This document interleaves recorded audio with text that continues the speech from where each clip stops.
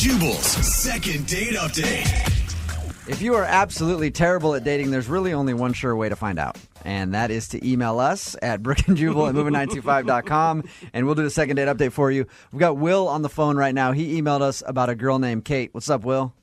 Hey, how you doing? Good, man. Oh, Will with the broken heart. How long ago did you go out with Kate? Just not too long ago, like last week. We met online. Okay. Oh, all right. Okay. Dating website or Facebook or something like that? Dating website. Okay. Yeah, it was cool.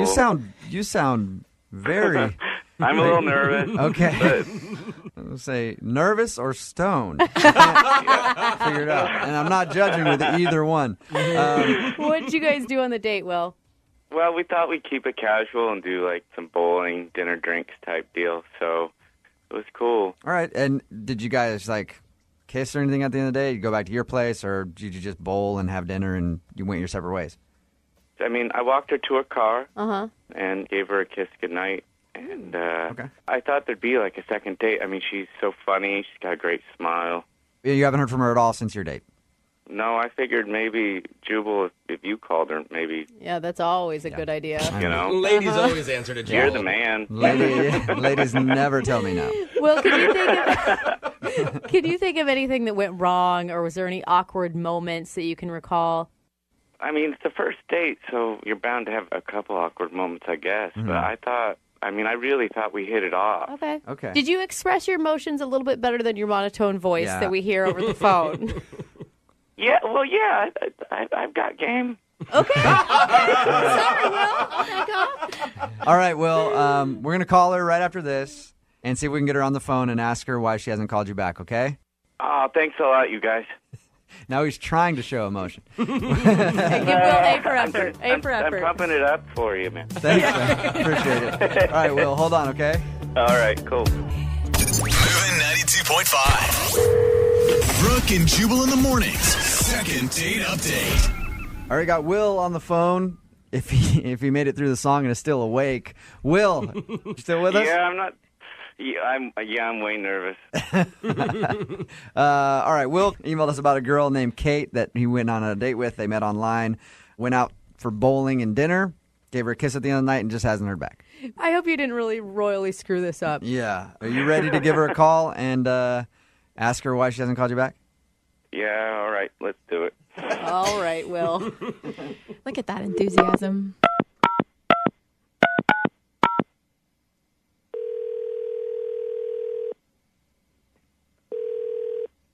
Hello. Hi, can I speak to Kate, please? This is Kate. Kate, how are you? This is Jubal from Brooke and Jubal in the morning on Moving 92.5. Hi. We are calling because we have a mutual friend. Who's that? It's a guy named Will. Do you know a guy named Will? Yes. Okay. We do a thing on our show called Second Date Update. It's where somebody goes on a date with someone and then blows them off, and we call to find out why. So Will emailed us about you. He said that you went out on a date for bowling and dinner, and he hasn't been able to get a hold of you since. So we wanted to ask you why you haven't called him back. I'd rather not talk about this with you, and I'd rather not talk to him again. Oh. Whoa. Well, why don't you want to talk to him again? I just don't think it's a really great idea. Kate, are you angry with him? Can I ask that? No. No, you're not No, angry. no. Are you embarrassed? No. Did he do something on your date that was offensive? No, the date was fine. Kate, he gave us permission to call you and ask you the question. He gave us permission to air whatever you say about him. I mean, if there's a problem, it's really his fault for asking. If it's something that, if it's some information you don't think he wants out there, he's the one that called us and asked us to get a hold of you. So, Well, there's definitely information he did not want out there. Oh, my But God. he didn't give me. all right. But you found something out about him after the date. I did. Did you Google stalk him, or what'd you do? No. So, one of my friends, when I got home after the date, she convinced me that I should actually get a background check done on him. Like a full-on, like you paid for a background check? Yeah, I found out he has 2 indecent exposure charges. Are you serious? Oh, no. I am totally serious. How long ago did they happen? Oh, whatever, 007. You did a background check on me? Kate, Will's on the phone. I could Oh, my totally God. explain that. Explain it, Will. Your friends dare you to go through the drive-thru naked and order a Big Mac. And you do that once, and then you get, like, a reputation. And then you're in college, and they're like, streak, streak, streak, streak, streak. And so you think it's a good idea to do it one more time. Surely you can't get busted twice. I'm an idiot. So, Will, you're not arguing it. You got arrested for indecent exposure twice because of your friends daring you to do stuff. Yeah. Are you sure you're not some creepo that walks around in like a trench coat and flashes women? No, I'm just a dumb hipster in skinny jeans. I swear. I'm not. Kate, how do you feel about what he just said? If you had actually told me something about this, like if you're going to... How do you broach that topic? How do you say, hi, I've got indecent exposure charges on you on the first date? How do you do that? That's like when we at were least the talking third about date. stupid things that we had done in college, maybe? Oh, well. You got Yeah, yeah. So that's, I'm not really, I don't know. It's just weird, and you're a nice guy and everything, but, Right, but you're just aside not from the for me. indecent exposure stuff, were you kind of impressed? Like a little bit? Like if that like never happened, would you think about going on a second date with me? Like I said, I had a great time, but the fact that you held out on me with this stuff, it just creeps me out. Kate. So, Kate, why is this such a deal breaker for you? I mean, he was in college. He was having fun. We've all done things in our past. right, but he didn't say anything about it. I see his point, though. It's kind of hard to, like, how do you judge when the right time to be like, yeah, I got arrested for showing my thing off in public. For anything. How do you Yeah. just bring up It's a not criminal really record? that big of a deal. Wait, that sounds bad too. All right, so Kate, at the end of these, we always offer a second date. I know Will would like to go out with you again. Are you interested in going out with Will again, giving it another shot if we pay for you guys to go out? I am not. You're not. Really? Kate. Will, you are so cute. I want to go out with you. Oh, Lydia. I swear I'll keep my clothes on. Don't make promises you can't keep, Will. We all know you by now. Kate, Yeah. thank you for your time. I'm, sorry that you guys don't want to go out with him again, but good job, I guess, getting a background check on somebody. I wouldn't have thought to do that. Yeah, thanks anyhow. Hey, Will, Yeah? I think you can find somebody better. Lydia. Somebody who's not so judgy. You know what I mean? I also want to go party with you really bad. Brooke and Jubal in the morning. When I was reading the email that we got in for today's second date update, it felt like I was reading the script to like a bad, cheesy sitcom. It was like food flying everywhere, people hitting their head on things and giving themselves bodily injuries. Is this like a Three tripping and Stooges? falling. Yeah. At some point, I think there was probably a glass window being moved across a busy street, and they'd go out in the middle, they'd almost get hit by a car, then they'd get back to the curb, and then finally at the end of it, they dropped it and it shattered everywhere. At least from the description of the date in the email, it sounded like crazy hijinks ensued the whole time. Sarah is on the phone. Sarah, was your date really as bad as your email said? It was that bad, but I really Wow. like him. All right, well, take us through what happened then, because there was a lot of stuff going on in your date. I know, I kind of spazzed out. Basically, I met this guy, Luke, at a party, and we instantly hit it off. Okay. And he's pretty much everything I've been looking for. He's tall, he's smart, he's funny. He wears a funny hat with a propeller on it and rides a unicycle. No? No, but I Okay. should have been wearing all that. I mean, the night of the party, I guess because I'd had a couple drinks, that was pretty cool. You know, we played ping pong, we were like laughing, and we ended up kissing like the first night we met. Nice. That's awesome. Yeah, it was awesome. Did you guys go on a date after that? Yeah, so that night he was like, do you want to go out for dinner tomorrow? And I was like, oh my gosh, this is it. Like, I have met the man of my dreams. Whoa, that is so much pressure to put on yourself going into a first date. I know. I was freaking out. I was so excited to hang with him, and I guess that's where the wheels kind of came off. And That's where everything unraveled for you, huh? yeah, it all kind of went up in smoke. Well, describe to us what happened, because from all the details in your email, it's really funny sounding. I mean, I'm sure it probably wasn't funny at the time, but some of the stuff that you said was pretty No, it was funny. so embarrassing. The way Jubal described it, it sounds like you slipped on a banana peel. Pretty much. Like, I dropped, like, spaghetti all over my dress. I was just laughing, and he was making me laugh, and I accidentally just kind of hit my water glass, and then in an effort to save my spaghetti, I picked up the plate, and it just went over my dress.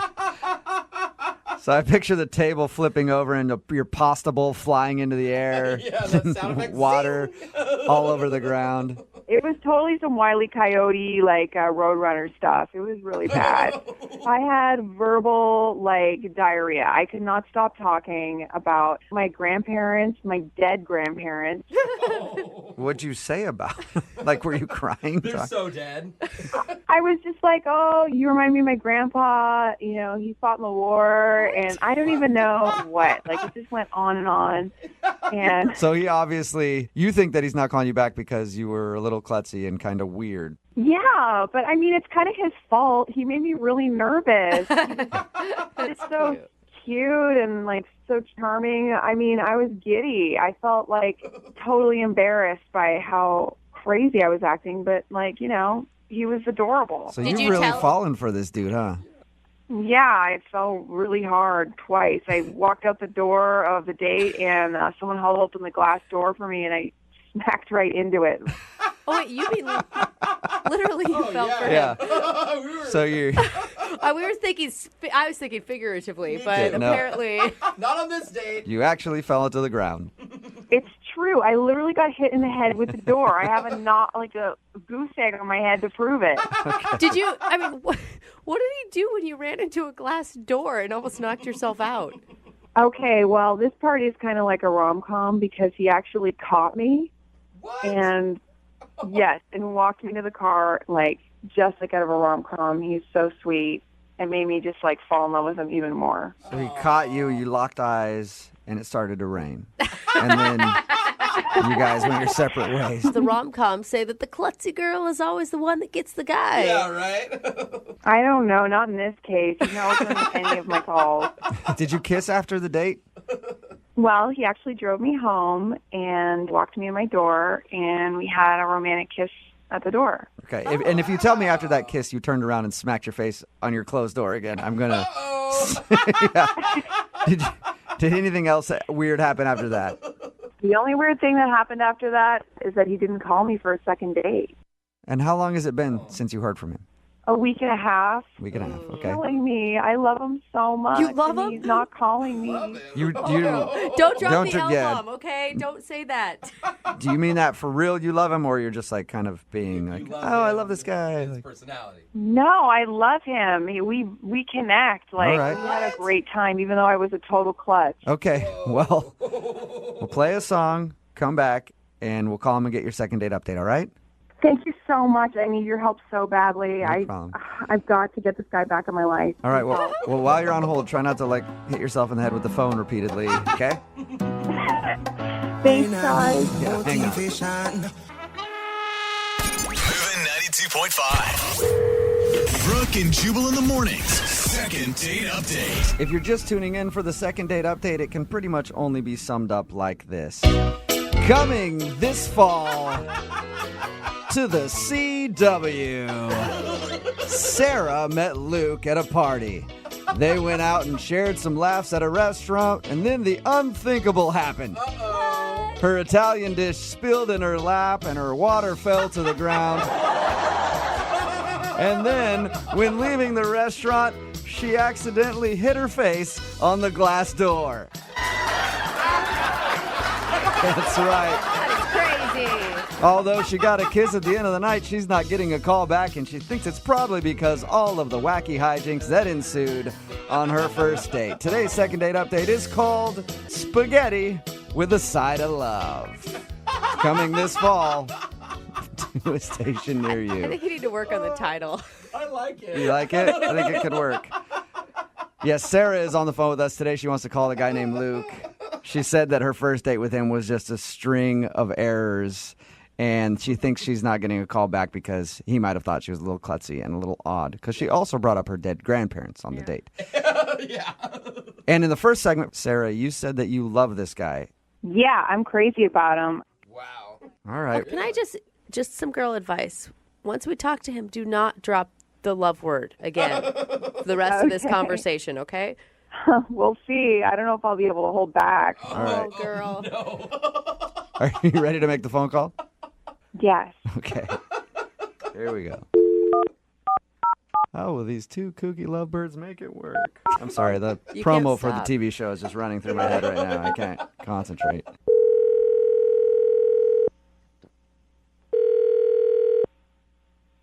Hello. Hi, can I speak to Luke, please? This is him. Hey, Luke, how are you? This is Jubal from Brooke and Jubal in the morning. All right. Sorry. The radio show. Yeah, we're a morning radio show, and we actually got an email about you from one of our listeners. What does that mean? It means that one of our listeners really wants to reach out to you because you went on a date with them, and now you're not calling them back. Okay. May I ask who this person is? Yes, you may. Her name is Sarah, and you guys recently went out on a date to an Italian restaurant, even kissed at the end of the night, but she's been trying to get a hold of you, and you have not been returning her phone calls. Sarah from a party, Sarah? Yeah, she said you guys met at a party before you went out. And then we went out? Is that a question? Yeah, she told us about your date. She said you met at the party and then went out for a nice evening at an Italian restaurant. She thinks that you're not calling her back because she had spilled food at one point and then kind of knocked her head on a door. Is this some sort of weird joke? Why would it No. be a joke? I mean, I met a Sarah at a party not too long ago, but there wasn't a date after that. What do you mean? You didn't go out on a date with a girl named Sarah? No, sir. With the right guy? Did you kiss? Hang on, make sure I got the right guy. So you didn't meet a girl named Sarah at a party and then take her to dinner at an Italian restaurant? I met a girl named Sarah at a party, and we hung out for a little bit, and things were fine at the party, but I haven't actually seen her since the party. Okay. It's confusing because she gave us a timeline of about a week and a half ago. Was this about a week and a half ago? Correct. The party was about a week and a half ago. Did you kiss Sarah, the Sarah that you met at the party? We did kiss at the party. And actually, I mean, since the party, I've tried to get a hold of her, but she hasn't answered the phone or returned any of my calls. I don't know what the hell's going on here. Is there any I'm chance? trying to figure out why we would have bad information. I don't know. So Sarah from the party really called you guys? Yeah, I called them because you won't leave me the alone, Luke. What? Who? Day, night, text. Get the away from me, you stage 5 clinger. Whoa. What is that? Sarah? Yeah. The Sarah from the party, Sarah? Yeah, the one you won't leave alone because you're stalking me. Whoa. You're a psychopath. Leave me alone. I don't even know what the going on right now. I don't either. You want to wear my skin. That's what's going on. You're psycho. I thought you loved him. Who is this for real? It's Sarah. I had to commandeer a radio station to get you to off my back. I'm so confused. What? I don't understand what you're saying. Yeah, neither do I, Sarah. Did you made the whole story about your first date with this dude up, from the meatballs spilling on you to hitting the door to the kiss at the end of the night? Yeah, I made it up. What would you do? It's terrifying when you're getting stalked by a psycho killer, man. Oh my god. Psycho killer. Oh my That is. God. Wait, hold Wow, on. is it that bad, Sarah? What is he doing to you? He's calling me day and night, and then I get text messages nonstop. He's emailing me. He Facebooked me. Like, how did he even get my email? Oh my God! It's like being I didn't stalked. even do. You gave me your number at the party. I tried to call you. I sent you a couple texts. You maybe get a drink sometime. You wouldn't even respond to my text. Yeah, because you're psycho. Like, he even contacted a friend of mine and started, getting in touch with her and ringing her Yeah, phone but nonstop. And You take the hint. If I'm not getting back to you, I'm not interested. Luke, are you really like contacting her on Facebook and email, and you contacted her friend? Is that true? I mean, yeah, like I reached out, I emailed her and I reached out on Facebook, but it was after she didn't respond to text or a phone call. So I didn't know what else to do. I mean, I really liked her. I thought that we hit it off pretty good. It wasn't like a psycho thing at all. There's a body bag. It's not this. It's just, I just wanted to hang out again. I was just being a little persistent.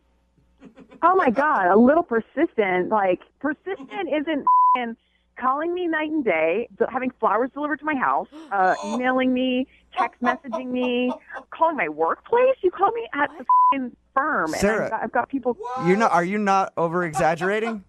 Am I not over exaggerating? What is this, Shakespeare? What the f*** does that question mean? Sorry.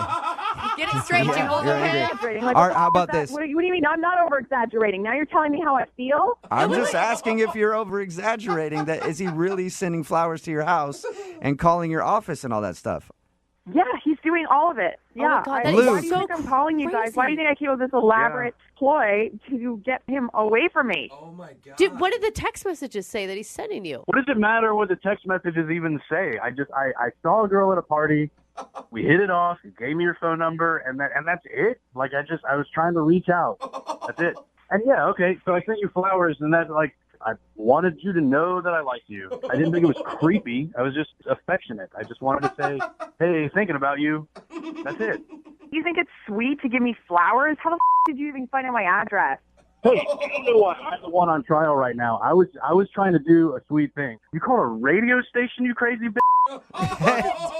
She's Hey, not the Luke, crazy Luke. one here. Hey, Luke. You know what, though, man? Like, I got to take her side on this. You shouldn't be sending flowers to somebody's house if you don't know where they live and it's like the first time you met them at a party. Wait a second, man. You're taking her side right now? Yeah. She f***ing lied to you. She told you we went on a date at some Italian restaurant?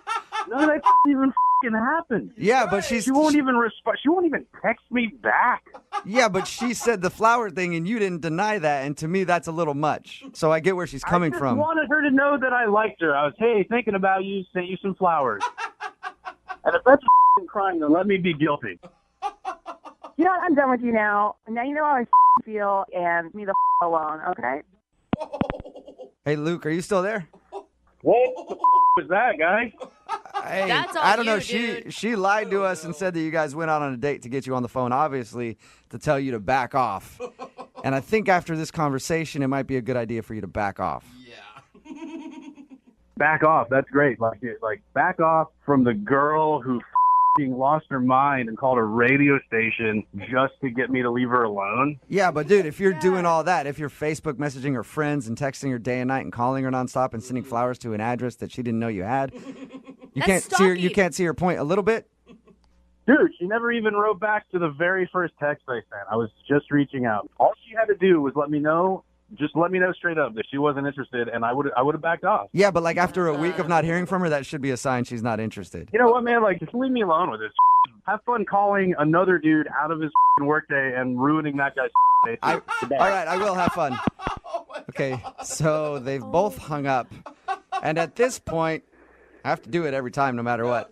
I would love to ask if they'll go on a second date with each other. Hey, Luke, would you go out with Sarah again? We'll pay for it. Yeah, sure. She sounds cool. Sarah, would you like to go out with Luke? Yeah, he's the best. I like him very much. Congratulations, a successful second date update. Thanks, you guys. Thank you, sir. Yeah, thanks a lot, dude. Love's in the air. Wow. Thanks, appreciate it. Brooke and Jubal in the morning. You made the whole story about your first date with this dude up. Yeah, I made it up. What would you do? It was terrifying when you're getting stalked by a psycho killer, man. Oh my God. Text in at 78592 that says Brooke and Jubal just got played. Yeah, we did. If you missed the second date update, this girl named Sarah said that she wanted to call a dude named Luke. They had a fantastic date, and she was in love, and it was the best date ever. We got the guy on the phone. They didn't even go out on a date. They met at a party, hooked up, and apparently he wouldn't leave her alone. And she thought the best way to get him off her case was to lie to us, to do a second date update where she could just yell at him and tell him she wasn't interested. Which is weird because, I mean, we invite all sorts of stalkers onto this show. I don't know why she just couldn't have been truthful from A lot the of people are beginning. texting in at 78592 saying, "Hey, why couldn't she have just texted him and said she wasn't interested instead of going through all this trouble to do a second date update?" Another text in at 78592 that said, "He seems sweet. Persistence is just not something a lot of guys do anymore." I'm sorry. I have had a guy drop off a gift at my house, and I never gave him my address, and that is just like it's creepy. Yeah, he delivered her flowers to her address, but she never gave him the address, so that freaked her out. I think they're both a little I think, crazy. I think, That's true. I think they're both a little nutty. Which means they might have been perfect. Yeah, for they each should other. actually definitely go out on a second date. Brooke and Jubal's second date update. Remember, if you want a second date update, all you have to do is email us, brookeandjubal at moving925.com. The second date update today is from a girl named Jenna who emailed us about a guy named Zach. Apparently, he just approached her in the mall and asked if she wanted to go for coffee. He was aggressive and not passive? I know. That's the biggest complaint I hear from Brooke, Lydia. Every girl I talk to, they're always like, guys out here, they're not aggressive enough. They don't just ask. And this guy actually did. Right, Jenna?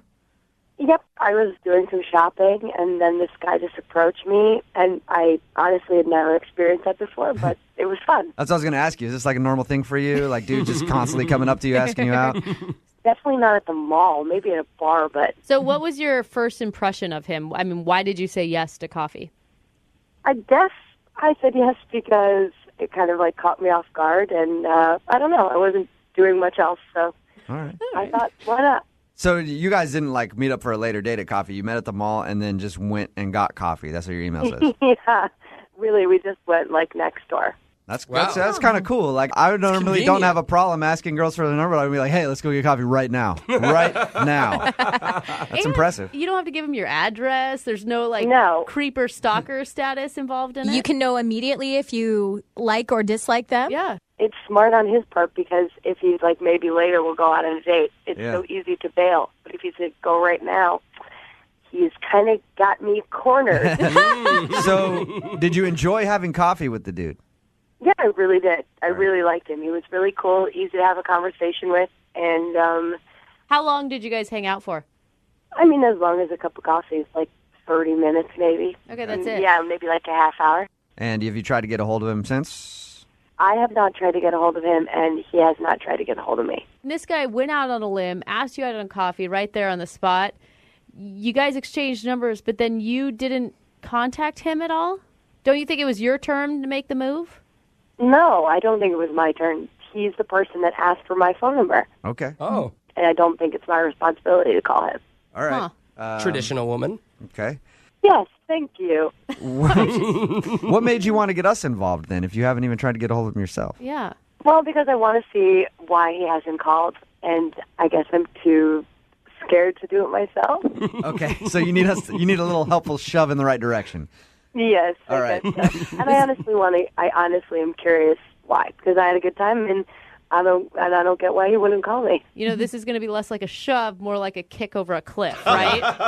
Yeah. Okay, right. just making sure we're clear on that. We're going to play one song and then we're going to get him on the phone, okay?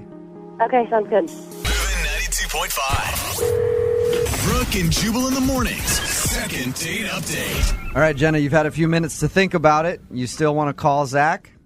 Yeah, I think I do. All right.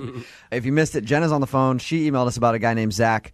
They didn't exactly go out on a date. He approached her at the mall and said, hey, I want to take you to coffee. Let's go get coffee right now. They went that second. He said he wanted to go out again. She hasn't heard from him. And they only hung out for like a half hour. I don't know how much damage could happen in that time. I mean, Jenna, did you get the sense that he just maybe wasn't attracted to you?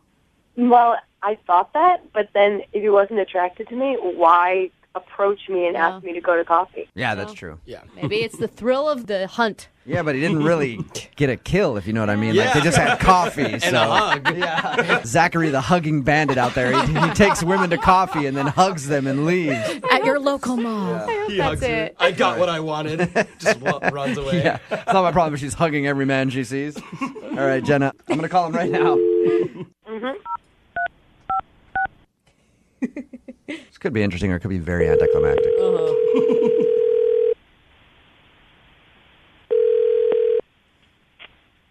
Hello? Yeah, I was looking for Zachary. This is Zach. Hey, what's up, man? This is Jubal from Brooke and Jubal in the morning. I'm moving 92.5. How are you? Who is this? Jubal from the radio station Moving 92.5. We have a morning show here. We're calling you about someone that you know who is a mutual friend of ours. Okay. Zach, I'm going to give you props right now for walking up to a girl in the mall and just like going, hey, let's get coffee, and then taking her to coffee. That's a very manly move. The girls in the room are very impressed with you. Do you know? He's so confused right now. Do you know what instance we're talking about? I'm sorry. I guess. Okay. I mean, I know who you're talking about. Okay. So you know her, or she works there, or what? It's a girl named Jenna. She actually emailed us about you. She's confused because you went up to her in the mall, asked her for coffee. You guys had what she said was a good time. She wants to know what she did wrong. What?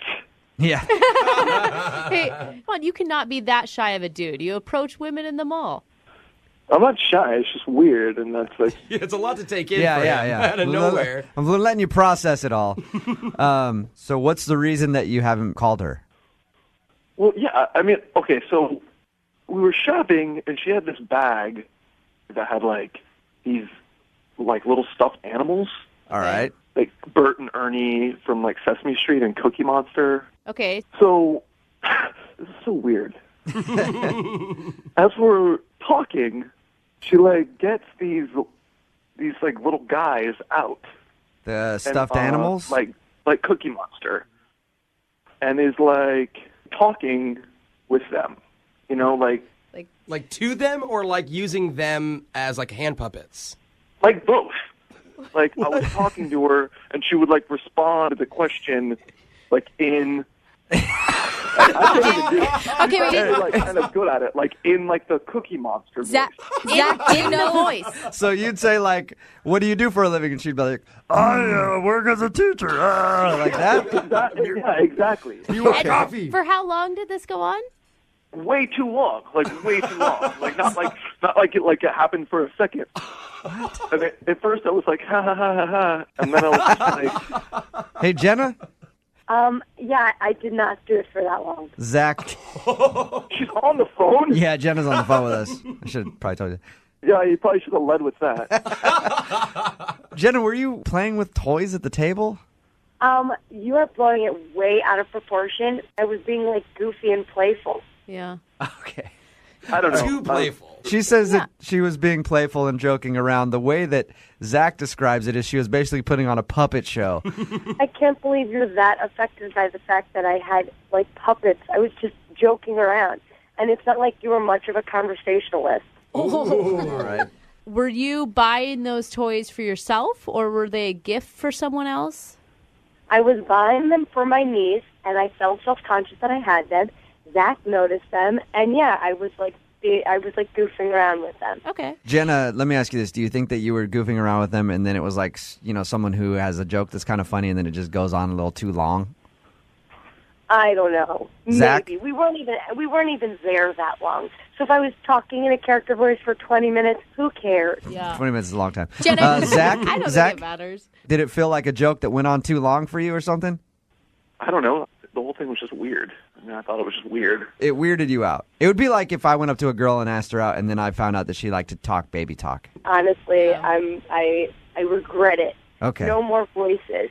All right. I Well, think it's kind of cute. we will pay for you guys to go on a second date if you'd like to go out again. If Jenna promises to leave her toys at home, will you go out on a second date with her? I mean, does she want to? I mean, she's kind of said a couple, like, kind of rude things. I mean, So have you, Zach. You called her crazy, basically. So have you. I didn't call her crazy. I said what she did was weird. Okay. Well, you called her weird. Okay. Now it seems weird, right? I mean, I don't know what to... I mean, I'd say I'd go out with her again, but is it going to be weird?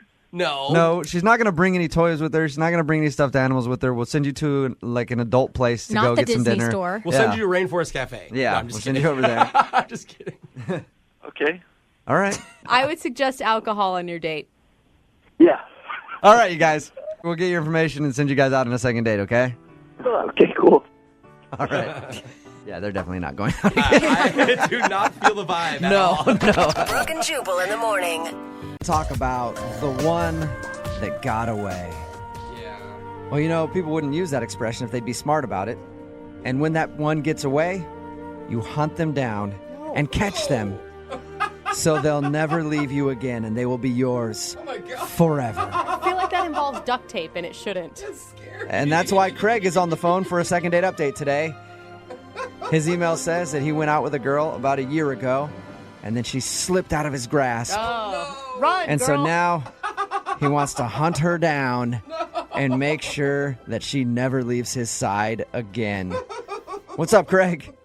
Hey, guys. How you guys doing? Good. Are you ready to hunt down the one that got away? Oh, yes. I have to get her. It's just destiny. We would definitely be together. What are you talking about? She's not one. Okay, I was joking around about the creepy she's part, not but a you sound just straight up creepy, Craig. I'm just saying, when you have just the connection that we had, it was so perfect. Are you screwing with us right now, Craig? Yeah. No, honestly, we hung out like a year ago, and then I called her, and she never called me back, and her phone was disconnected, and I just couldn't get in touch with her. And then I randomly see her at a bar. I just saw her hanging out with her friends, and I had to go over there. I had to talk to her. Okay, Craig, I know that I'm very sarcastic with people, and I mess with people a lot, but I feel like now you're screwing with me. Oh, no, it was wonderful. You had to be there. I was at an antique shop. You were at an antique shop? Yes, an antique shop. Okay, so you're saying that's where you met her? No, I was just collecting some things, and I was at an antique shop. Okay, help me with this. So you said you went out with her a year ago, and then why are you talking about an antique shop right now? Because I love antiques, and she loves antiques. That's where I met her. And then I saw her just picking out some things, and I was like, let me help you out. And it was perfect. What? I am so confused. Did you actually go on a date with this girl a year ago? Or did you just talk to her in some random antique shop? I asked her afterwards if she wanted to get coffee. And she said yes. Okay. We're just destined for each other, guys. Oh, my gosh. You are really creeping me out. Really bad right now. How am I creepy? I'm talking to you. That's how I talk. You're talking about destiny and love over a girl you met a year ago that you had a 15-minute coffee date with. Yeah, you weren't there. It was amazing. Yeah. It was beautiful. And by the way, we've had second date updates like this before where someone said, I saw a person walking by, we shared a glance, and I'm in love. And Brooke, you've been like, oh my God, this is going to be amazing. So but you didn't talk about chasing them down for a whole year and hunting them down in another spot just to randomly ran into I them. talked about the hunting down. I don't know who's talking about what, Craig but I don't like it. Craig never said he hunted anybody down. Craig, you didn't hunt her down, right? I Googled her. Well, everybody. I wasn't hunting. Everybody Googles people or Facebook stalks them. You didn't legitimately stalk this person, right?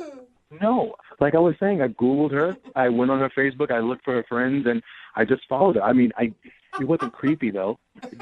You followed her online or in person. Now I'm starting to decide with Brooke and say that we can't do the second date update because you're stalking somebody. I am going with my gut on this one. I was just walking around, and I happened to see the bar that she usually goes to, and I just stopped by, and that's where I ran into her.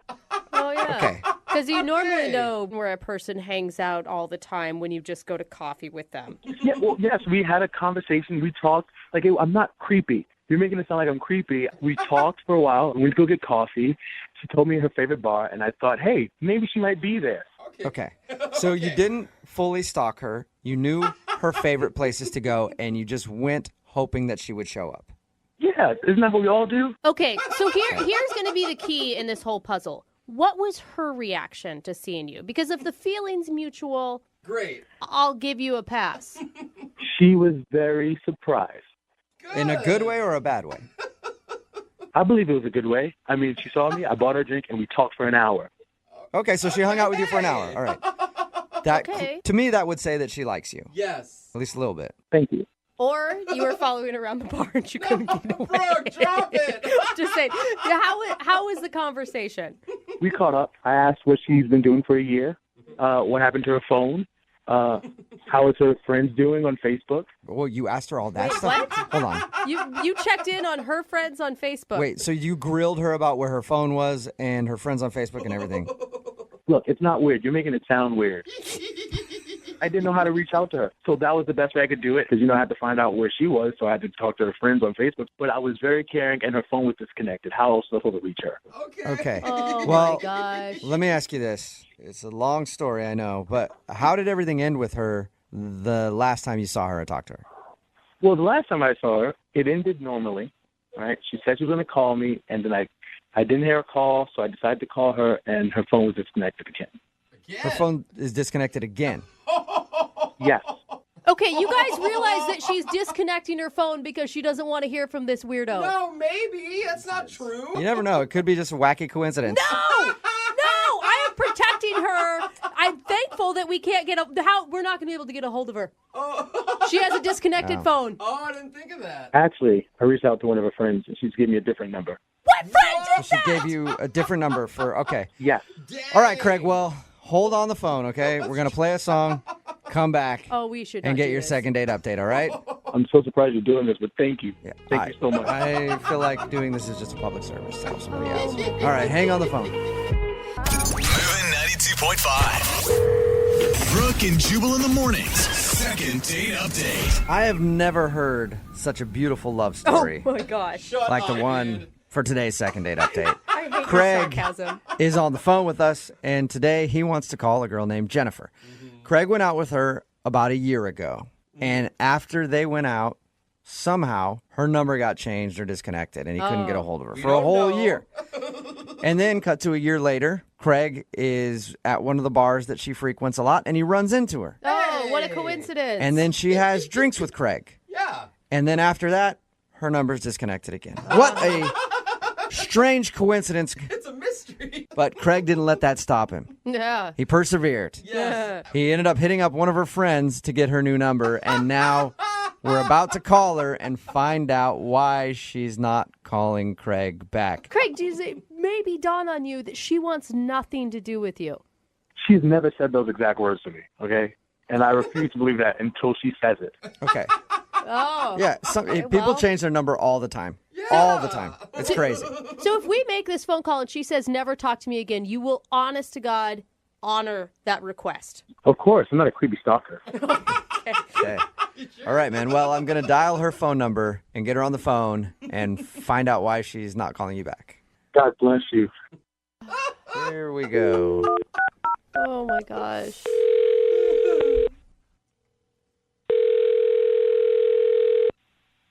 Hello? Hi, is Jennifer there? This is her. Hey, Jennifer, this is Jubal from Brooke and Jubal in the morning. How are you? Good. What's going on today? How's your day going? Everything cool? Everything's good. Wonderful. Just calling to check in. Is this some kind of joke that you're playing? Oh, Nope, I wish. it's not a joke at all. You went out on a date with a guy recently, and he liked you so much that he emailed us to see if we could get you on the phone and find out why you're not calling him back. Okay. I haven't really been on a date recently, though. Actually, you know what? This is actually 2 dates you've been out on with this dude. Who emailed you? Who is this? Well, I'll start out by saying you went out with him over a year ago. A year ago. Yeah, and you guys just reconnected. His name is Craig. Oh, my gosh. I'm so sorry. Are you kidding me? Oh, my God. No. I'm so freaking out for you right now. Oh, my God. How the did he get this number? I have a different number. I changed my number. Yeah, he told us that, actually. He got your number now because apparently he hit up one of your friends on Facebook, and they gave him your new number. I'm sorry, what? Yeah. You I don't know which friend it is. We need to find that out. You need to block them. I cannot believe someone would give my number out without even asking me. So I'm going to take a shot in the dark here and just guess that you don't like Craig very much. That's a good guess. Yes. Is there a reason why?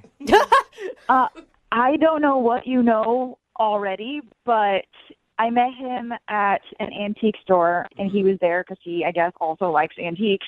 Uh-huh. But the entire conversation, I wish that I could remember word for word what exactly he said, but it was so strange. He would ask me about, like, previous relationships were like, and I'd be like, well, this is kind of what has happened in my life. And he'd be like, well, when I'm your boyfriend, blah, blah, blah, blah, blah. Not like if I was your boyfriend, but when I'm your boyfriend. And I was like, okay, that's a little too intense for me, especially in the first half hour of meeting someone. Jennifer, that's the power of positive thinking. Okay? No! You say you're already doing it, and you'll do it. It'll happen. Why didn't you run just then? I mean, just even those words alone are enough to be a trigger point for me.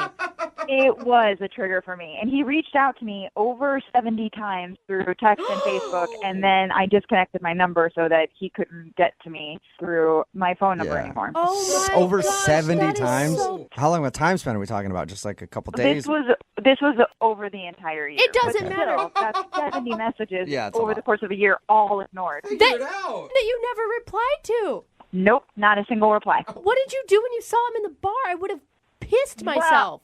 I heard his voice first, and I instantly knew who it was. He was behind me, and he said, "Hey, Jennifer," and I was like, literally, pit of my stomach dropped out because I knew it was him, and I turned around and I didn't know what to do. I'm sure my face was pure shock. Oh my God, and terror. Oh my God. Because I didn't know what to do, so I just said hi, and then he sat down next to me, and he sat there for almost an hour talking to me. Yeah. Right, And then luckily, I was meeting someone, and they showed up, and we left and went to a different place. Oh. Yeah, because it's not like you can just leave the bar. He's going to follow you, and then that's even creepier because you're in a back alley somewhere with him. Hey, where you going? Exactly. Here's my question, though, Jennifer. Why did you give him your number again? That's a good one. Yeah. Jennifer? Well, I didn't know what to do because I felt like those sorts of situations, I'm very uncomfortable because I hate to say no to people. So I was like, I'm going to see him again. Is it going to be more awkward if I don't give him my number and I turn him down at this bar in front of everyone? Or should I just give him my number and then avoid him like I did last time and just ignore the situation, which is probably not the healthiest approach, but I wasn't sure what to do. Hey, I don't blame you. Whatever you needed to do to get out of it, I'm fully supportive of you. So basically, he's a weirdo who loves himself some Jennifer, and Jennifer does not love herself some Craig. No, I do not love myself from Craig. Oh my God. Jennifer, I need to let you know he is on the other line listening to this conversation. Sorry. What? And he wants to talk to you, but Oh, my God. I will not put him on the phone unless you want to talk to him. Because at this point, I feel like he could be a weird stalker dude. You make the call on that. I could just hang up on him, or if you want to just tell him off one last time, you can. It's up to you. I mean, I guess at this point, I guess he heard everything, which is what I was kind of avoiding. So maybe I should just tell him. This is at least not face to face. I'm not afraid of him. Not afraid of him on the phone with you guys. Yeah, don't hang up on the crazy stalker. Okay. I mean, you don't want to make him angry. Craig? Right? Craig, are you there? Hey, guys. Hey, Craig. Craig! Craig, did you hear what Jennifer was saying? I heard. Maybe I did something wrong. Maybe. Jennifer, hi. How you doing? Hi, Craig. It's great hearing your voice again. I'm so glad I got in touch with you. Oh my God. Okay, listen, I honestly don't know what to say to you. When I saw you at the bar, I was a little overwhelmed and shocked because I have been avoiding you, and I'm sorry if that hurts your feelings, but you're very intense, and maybe someone will appreciate that intensity. I do not, however. I find it to be very odd, and it's a little overwhelming. But we got coffee. We had a good time. I'm not saying that we didn't. It was nice chatting with you. It was fine, but I'm not interested in you, and I will never, ever, ever want to date you. Ever. Not going to happen. That's really clear, Craig. You cannot mishear that. I don't understand. I mean, we had a great time. You were there. I was there. We got a drink. How? You're too intense. I changed my number twice so that you could not get a hold of me. I thought something just happened to your phone and you had to change your line. Nope. That was me. On purpose. So you don't want to date me? No, I do not. At all. You know what, Jennifer? You're being very clear, and obviously you don't want to date or get more coffee. So I'll leave you alone. I'm sorry. Hey. Are you serious about that, Craig? Yeah. I mean, if she don't want me to bother her, she just told me. She didn't have to change her number twice. What? So you're what, like a reasonable crazy person? Yeah, I'm not a crazy person. You never said nothing to me. She didn't respond over 70 times. I thought you were busy. If she would have said she didn't want to see me, I would have stopped. Oh my gosh. Oh my gosh. I wish I would have known that. That's a lot easier than what I was doing. See? Oh my gosh. Craig, I just need to ask again. I wouldn't feel right if I didn't get clarification again. You're over it then? You're not going to try to hit her up anymore? Yeah, she has nothing to worry about. She wants Craig out of her life. Craig's out of her life. Okay. Wow. Well, I almost believe him. I guess I'm glad. I'm sorry, but think this was for the best. Jennifer, for future reference, if you don't want to deal with men, just tell them. You know what they'll do? They'll leave you alone. Okay. Good advice. Yeah. I'd still be changing your number one more time, Jennifer. I might, actually. Craig, I'm sorry you didn't get a second date out of the deal, but at least now you're free to move on. Yeah, I guess. I mean, I spent my whole year looking for her. I feel so stupid. Oh, my God. I think we all kind of do, Craig. I think we all kind of do. Brooke and Jubal in the morning. Text in at 78592 that says, this is why communication is important, people. Tell people how you feel. Don't avoid the truth. And you won't have crazy stalkers or unresolved feelings. Yeah, because it's... Brooke and Jubal in the morning talking about today's second date update. Oh, my God. Craig is kind of a weird dude. Let's be honest about that. But Craig wanted to call a girl named Jennifer. They met about a year ago, and he has been in love with her ever since. And he finally reconnected with her, probably because he stalked her online and found out where she was. And by probably you mean exactly why, after she changed her number twice and tried to get away from him. Yep, and he kept bugging her to meet up and go out, and she wasn't responding to anything, so we got the two on the phone. He was he's creepy, okay? I get that. But she said, look, I'm not interested in you. And then he goes, oh, you should have just said so. Yeah. So her mistake. Changing the number and everything else should have been a clue that she wasn't interested, but she never outright said to him, I don't want to go out with you. She just avoided him, changed her number, and he didn't get it for whatever reason. So she said that to him at the end, and he was like, oh, yeah, cool. That's all you needed to say. You should have just been honest because I thought maybe it was an accident that you changed your number and didn't let me know. I love how people are texting in, oh, it's totally Jennifer's fault for having a crazy stalker. Yeah, because she wasn't clear with the way she felt. No, they had coffee for 15 minutes, people. Well, this guy is creepy, and she still needs to do some sort of I don't know, go into hiding. He sounded perfectly rational at the end. She said, I think he'd be a good guy to date because if you ever go missing, he will keep looking for you. He will find you. He knows and has closure, right? He will find you. All he needed was a little bit of closure. Yeah. And he's like, all right, fine, I'm done. Screw you for not being honest. I wasted 2 years investing in this relationship. Remember, if you want to do a second date update, all you have to do is email the show, and we will call the person who didn't call you back. And I hope we all learned a lesson about honesty today. That is not the lesson. Be honest. Moving 92.5. Brooke and Jubal's second date update. Nothing defines love more than coconut shrimp. Am I right?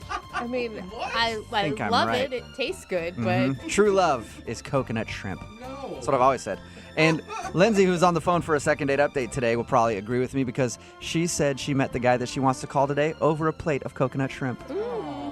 I did indeed. I don't know if I would say love, though. I mean, I like the guy, but I don't know if I'm in love with him. Okay. I'm picturing already like a Lady in the Tramp moment with coconut shrimp. Oh, that'd be so cute. All right, so you love the coconut shrimp, but you like the guy. What's the guy's name? His name is Kevin. Kevin, all right. And tell us how you met Kevin. So I was at a party a couple weeks ago, and it was kind of fancy, and it was catered. And he was working for the catering company, delivering the food. Oh, so you were hitting on the wait staff. You know, maybe. Okay, I say you should always go for the men with the food. I agree. Yeah. So when he came over with his coconut shrimp, I was like, this guy is the guy for me. You know? All right. So how'd you get his number then? I mean, did you just ask him right there when he came up to you in a group of people? No, well, I mean, we kind of had like a flirtation throughout the night, you know, like I told him that I love shrimp and coconut shrimp, and so every time he'd come out, he would like come find me first, you know? You're like, keep that shrimp coming, big boy. There's a big tip in your future. And I love your lines about the shrimp. I'm sure he really caught on quickly that you were hitting on him. Yeah, no, he had no idea. Of course not. All right, so who finally asked for whose phone number? Well, like a little later on in the night, you know, it started to die down, and we had a moment together, and I asked for his number.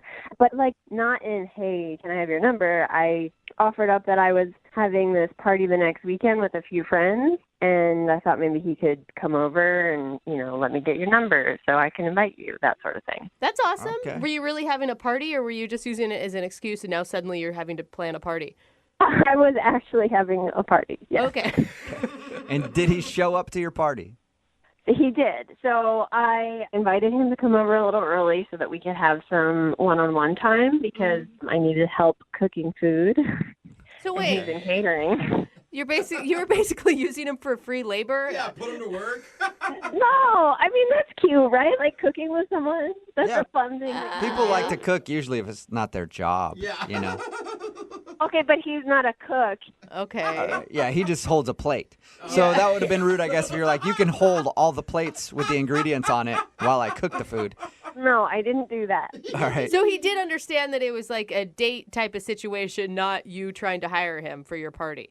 I hope so. I mean, I guess if it didn't come across, then that might be why he's not calling me. Yeah. Right. So how'd the party go?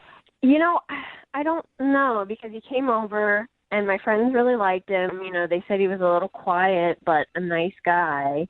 I don't know if maybe they scared him off, like how friends can get kind of weird sometimes or be like, Like follow you into the bathroom and film you. What? Yeah. What friends? Who? Well, you said weird. You said get weird. What kind of friends do you have, dude? Weird ones?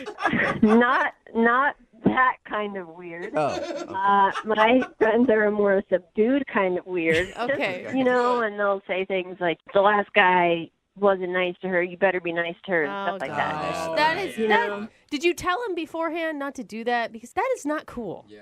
I didn't give a warning not to do it because I figured they wouldn't think to do it.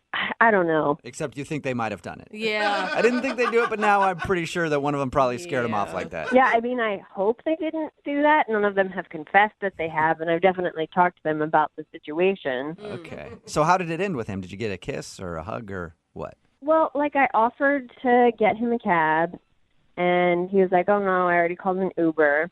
And then it got kind of weird and cold, and he just left. Oh. I thought there would be maybe a kiss or, hey, let's hang out again. But, yeah, he just kind of took off. And since then, I've tried texting him, and he just kind of responds with one-word responses, Okay, well, maybe one of your friends did scare him off. We'll find out. We'll play a song, come back, call him, and get your second date update, all right? All right, sounds good. Okay, hang on. Moving 92.5. Brooke and Jubal in the mornings. Second date update. If you're just joining us for today's second date update, Lindsay is on the phone, and she wants to call the quiet caterer who stole her heart with a side of ranch.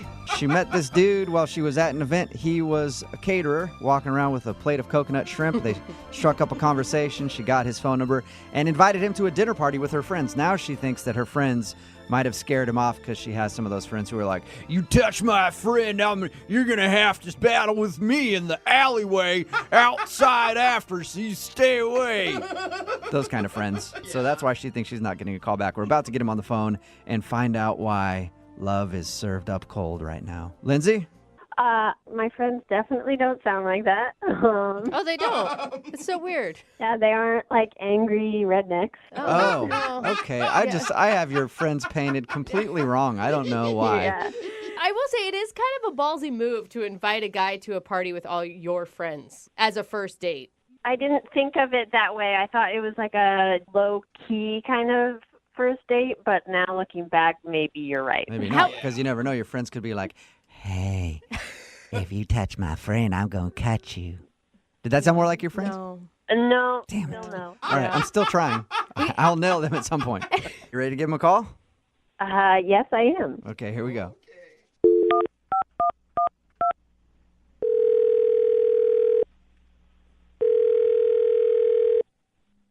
Hello? Hi, can I speak with Kevin, please? Yeah, that's me. Hey, Kevin, how are you? This is Jubal from Brooke and Jubal in the morning. Like the radio show? Yeah, exactly like it. It is it, as a matter of fact. Okay. How are you doing? I'm doing all right. Well, thank you for listening. I mean, I don't listen with him. I'm sort of just aware that you're there. That's what I prefer. so I prefer people who just kind of know we exist, but don't actually know the show. I take back my compliment. So, Kevin, seeing as you don't listen a lot, or maybe have never listened before in your life, do you know what a second date update is? No, not really. Okay, well, it's a segment we do on our show where if you go out on a date with somebody and then end up not calling them back afterwards, they email us to see if we can get you on the phone and find out what went wrong. So somebody emailed us about you. Oh, who? Her name is Lindsay. You served her some coconut shrimp and then just sort of disappeared on her. I don't know if I'd characterize it that way, but yeah, I kind of know her. Kind of know her, okay. That was kind of a happy laugh. What's that? I mean, you sound positive about Lindsay. Oh, no, I didn't think that she was that into me, given how we last interacted. What do you mean? Well, I mean, we met at this party that I was working, right? And we were friendly and chatty, and I thought, there's the possibility that something will happen. And then, she invited me to this party at her house, which I thought was a good sign. Uh-huh. And she said it was not like a full dinner party, but there's going to be some food and friends, but it didn't really turn out that way. Really? She told us the opposite. She said that she thought you had a good time and was concerned that maybe one of her friends scared you off. Oh, no, I had no problem with her friends. It was the way she ran the thing that sort of ticked me off. What'd she do? Yeah, she actually made you mad? For a little bit. She asked if I would go by the grocery store and pick up a couple of things on my way over, which, is fine. I suppose if it's a potluck kind of thing. So I go to the grocery store, I get to her house, and she and a friend are still decorating and putting the place together. And she shows me to the kitchen and says, all right, sort of get started. I'll, be in and, check on you. What? Wait a minute. She made it sound like she invited you over early so that you guys could have some one-on-one time before the party. Yeah. Not so that you could do her work. Yeah, there was not a whole lot of one-on-one time aside from her coming in and tasting the things that I was trying and making suggestions on how to fix it, a little more red pepper, a little less salt, things like that. So it was one-on-one time with you and a stove making food for her friends. For the most part, yeah. And then she criticized what you were making? A little bit. Okay. So did you ask her about that? Did you go, hey, maybe you want to join me in here and help me cook? I didn't get that far because then people, the rest of the guests started showing up, and they all brought, pre-made stuff. So while I'm the only one in the kitchen making the hot stuff, and, as soon as it's ready, I finish a plate of tomato capreses or whatever.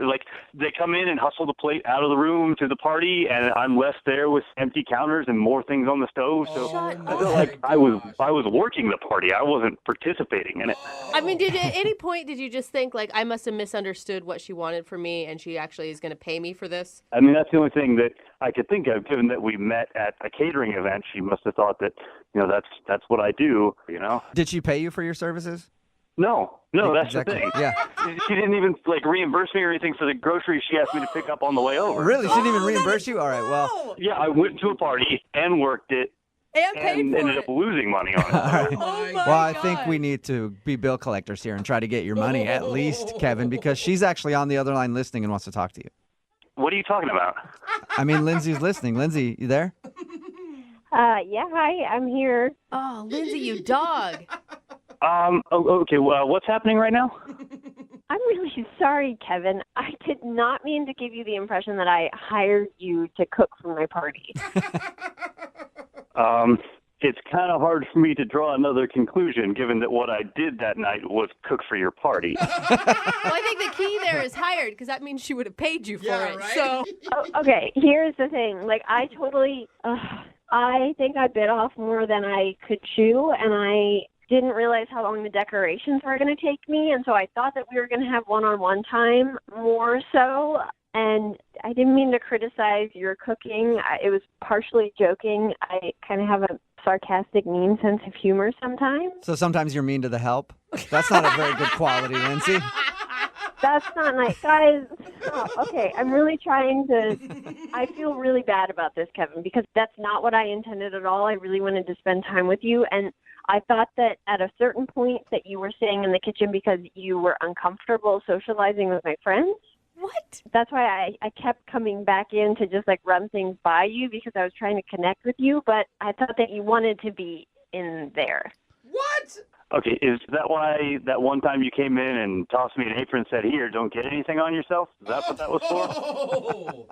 That's a bit of connection.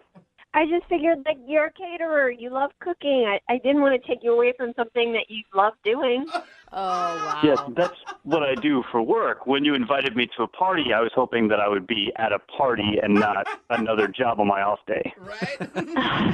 Okay, well, Kevin, it's not completely my fault because I didn't think that it would take you as long as it did to make all those dishes. Like, if I'd known that, then I probably would have only had you make one or two. Lindsay, do you hear what you're saying right now? I do. I don't think I'm in the wrong. Okay, so first off, you plan a dinner party poorly. You don't have all the ingredients for all the dishes you want, so you have me pick them up.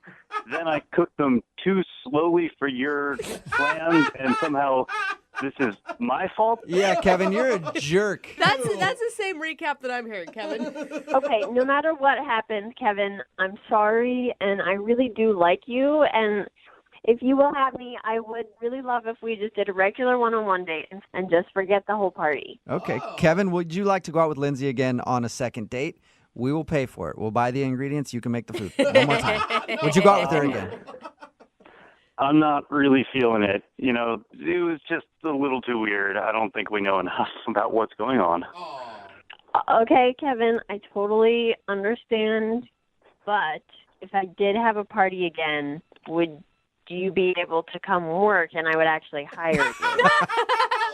What do you think about that, Kevin? If you're willing to pay in advance, well, I'm game. All right. Yeah, Well, I'd name a high price, Kevin, if I were you. not a successful date that you guys got out of it, but Kevin, at least you got a job opportunity, and Lindsay, your next dinner party is going to be delicious.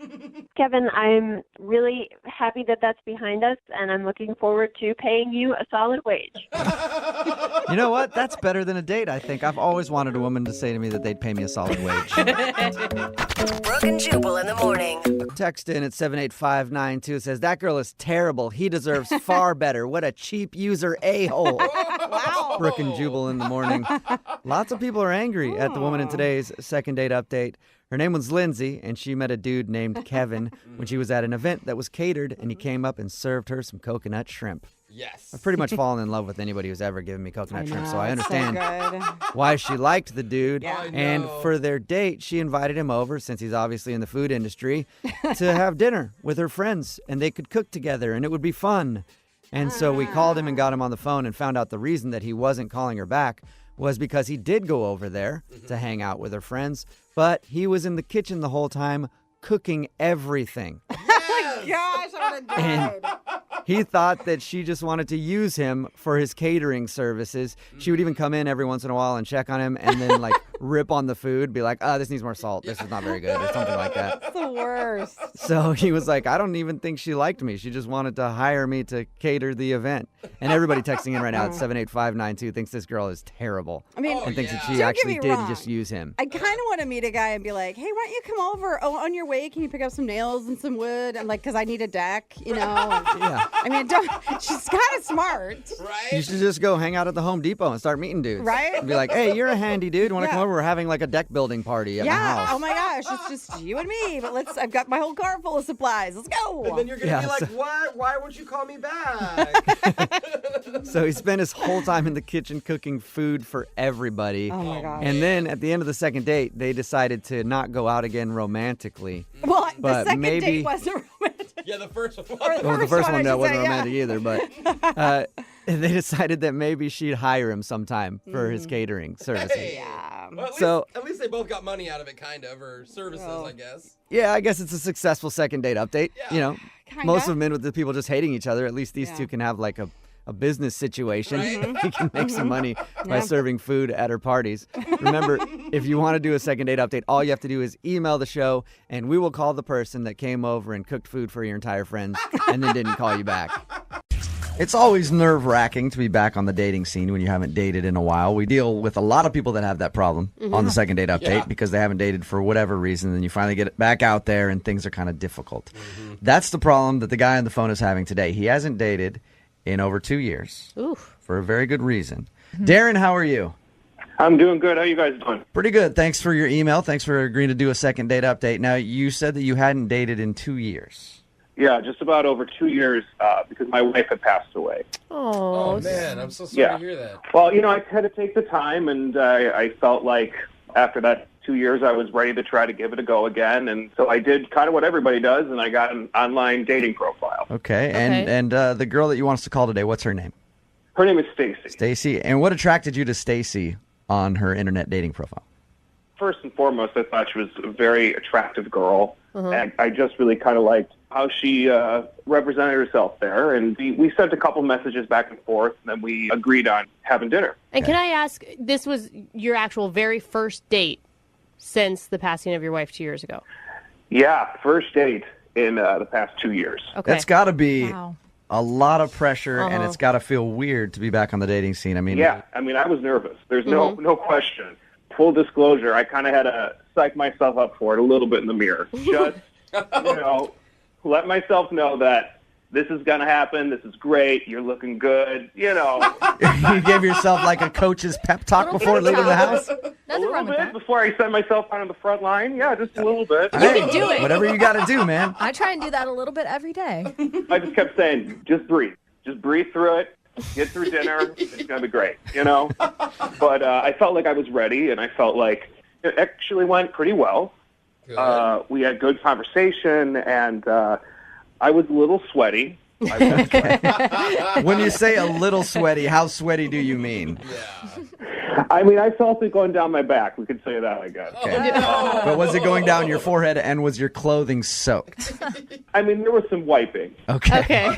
All right, so you were sweaty and nervous. Do you think your date picked up on that? She did. I kind of had to acknowledge it after a little bit. Was there like one moment that stands out to you as like the best moment of the date? Yeah, I guess a nice moment was just sitting at dinner when our entrees came, and I was nervous, and I know I was putting that energy out there, and there was a little bit of a tension, and I just acknowledged it and said, hey, I'm nervous. You are really attractive, and my fault, my bad, and we were able to kind of laugh about it, and she said she understood, and, it just kind of changed how I felt about the evening, and I felt like she was understanding of the whole situation of my life. That's good. If she wasn't understanding about that, I wouldn't want to be calling her back at all. Sound like an evil person. Yeah, that's the reason. Yeah. Exactly. Yeah, that's exactly how it felt. On a scale of 1 to 10, since you've been out of the dating world for a little while, what would you give this date? I would give it a strong 7, 8. A strong 7, 8. Do you feel like she felt the same way, though? I thought so. I really thought so. So that's why I emailed into the show. And how did you end things with her? I drove her back to her place, and we were saying goodnight, and she had kind of put her hand out, and I'm going to admit, it was awkward. I'm awkward. I can't help it. And I literally said out loud, can we hug? And I just did it before I even got an answer yesterday. Just jumped in on a hug. That's cute. That's all right. I think that's not necessarily a bad thing. It's a hug. It's not like you said screw it and just like started trying to make out with her. I'm 6'4", and she's got to be 5'4". She's so I'm much taller than her. All right, so she's tiny and you're a big dude, and you just engulfed her with your big arms. I guess so. Yeah. Do you feel like that creeped her out? I hope it didn't. I feel like, that's not going to end everything is a giant bear hug. I hope not. Honestly, I was like, I got to get out of here, not do something else awkward. How clear were you with her that this was like your first date? And did you bring up that your wife had passed? Yeah, we brought it up just because she asked, like, are you dating a lot, or why are you dating? And I kind of had to bring it up. I didn't want to lie and have it be something else. And totally. So I just kind of mentioned it, and she seemed okay with it. How many times have you tried to get a hold of her after your date? Well, like 2 days later, hadn't heard anything, so I sent her a text that was just said, hey, it was great to see you. How's your day going? And I didn't hear anything. So I was like, well, maybe I should give her a call. So I gave her one call and left her a voice message that was basically the same. Did you send her another text like, what about the hug? Don't you remember the great hug? How dare you do this to me? I did not bring that up again. Okay. Do you think, you haven't dated in 2 years. Why not just like chalk this one up to, well, that was the first time out. We're going to give it another go with somebody else next. It just felt right. It felt right. And, I figured if I think it feels right, I should probably go after them. Okay. Well, we'll play a song, come back, call her, and then get your second date update, okay? All right, sounds good. All right, man, hang on. Moving 92.5. Brooke and Jubal in the mornings. Second date update. I don't make this promise very often in second date updates, but I promise that I'm going to get the guy who's on the phone a second date today. What? Yep, Really? I promise him, no matter what, because I like him. He's a nice guy. He's been through some stuff, and he deserves to get a date. If not with the girl that we're about to call for him, with somebody who texts in, I don't know. I think that's fine. Or if I have to put on a dress and go out on a date with him, I don't care. I am guaranteeing, Darren, that you are going to get a date out of this phone call we're about to make, okay? I hope so. All right. You know what? I kind of hope she says no so that I can go out with you. Yeah, and Jubal puts out. So. Yeah. If you're just tuning in for the second date update, Darren wants us to call a girl named Stacy. They met online. He hasn't dated in a couple years for good reason. His wife passed away, and he was ready to date again, so he decided to go online, and he met Stacy. They went out for dinner. He was a little bit nervous, and that showed. He's sweating and just a little awkward during the whole date. He says the date ended with a very big sweaty hug from him that she didn't really seem like she wanted. So, Darren, you ready to make the phone call? Yeah, let's do it. All right, man, here we go. Man. Be confident. You've got a 100% guaranteed Yeah. success rate Yeah, right now. Look at it this way. It doesn't matter what she says, Darren, you're still getting a date. Could be with a dude, but you're still getting a date. I mean, I am a big fan. Well, there you go. All right. Okay, I'm going to dial the phone number right now, see if we can get her on the phone.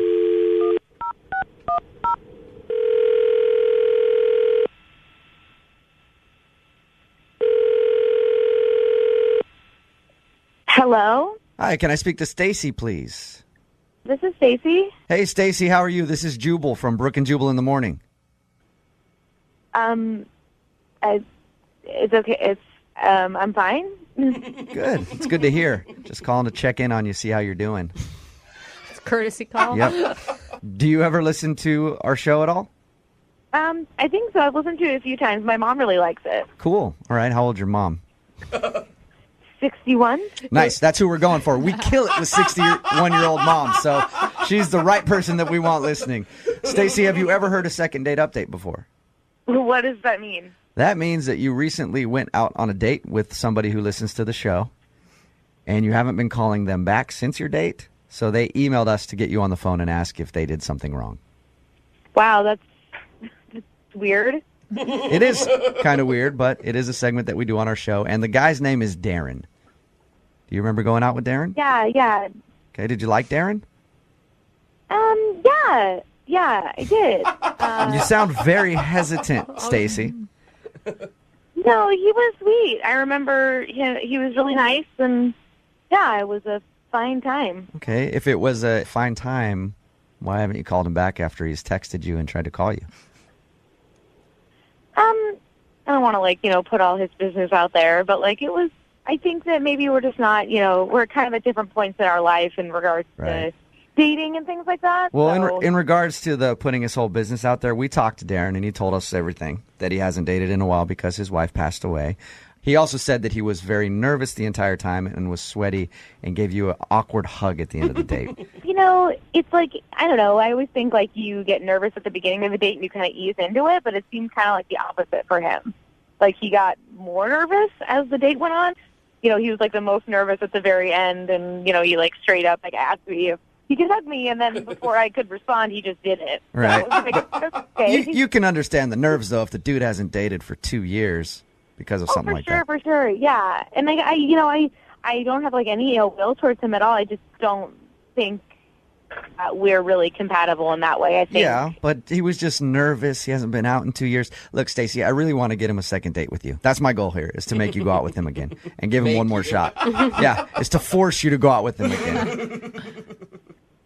Yeah, I totally understand the nerves, but it was we were talking about his ex-wife, and I'm completely understanding. I know how it goes, but essentially what he said was that she is watching over him all the time, which at first I thought was kind of sweet. And then he said that throughout the date, he could feel her, aura or her spirit at the dinner table judging me.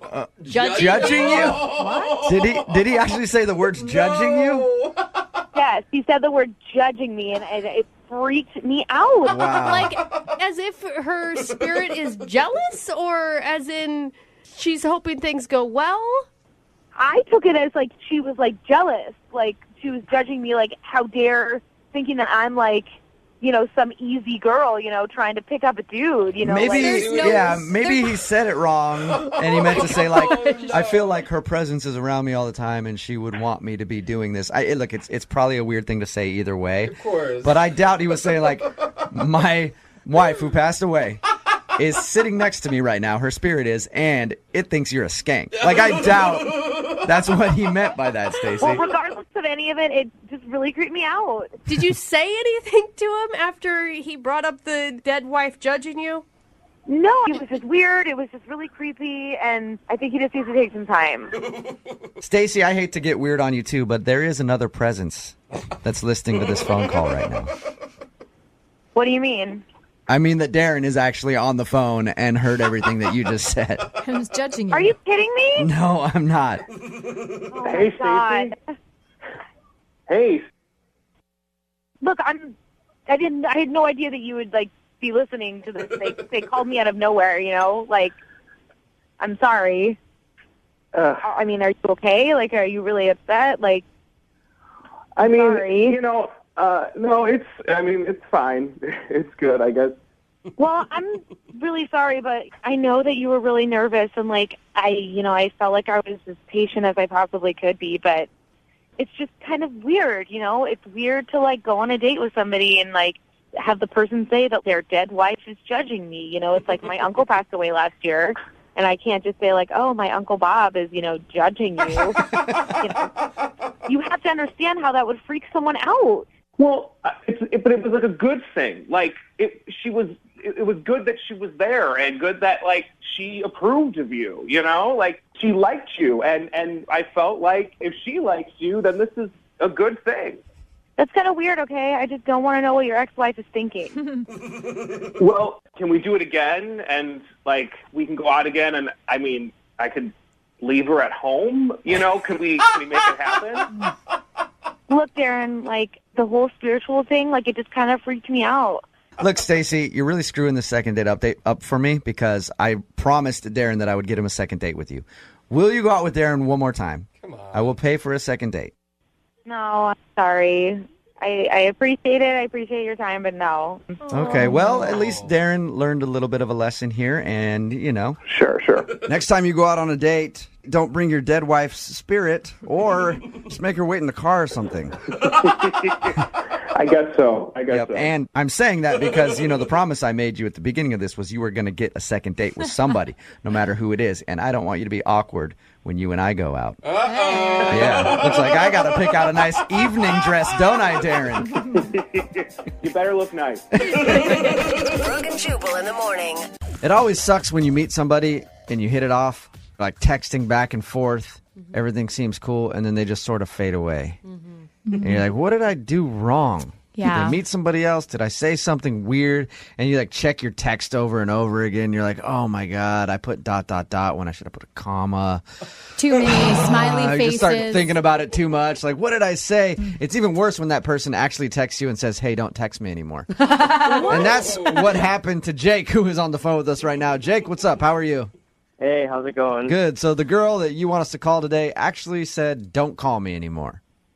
Yeah, she did. That's okay, Poodle. And did anything happen leading up to that you can think of, or she just all of a sudden said it?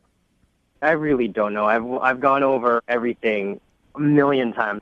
She just one day just said, I need you to stop texting me, and that was that. That was the last I heard of her. First of all, why don't you explain who this girl is? Who do you want us to call today? Her name is Isabella. Isabella. She's a friend of a friend. I met her at a party at my place, and she was just amazing. She had great hair, She was like the perfect height. I'm not a really particularly tall guy, but What is the perfect height?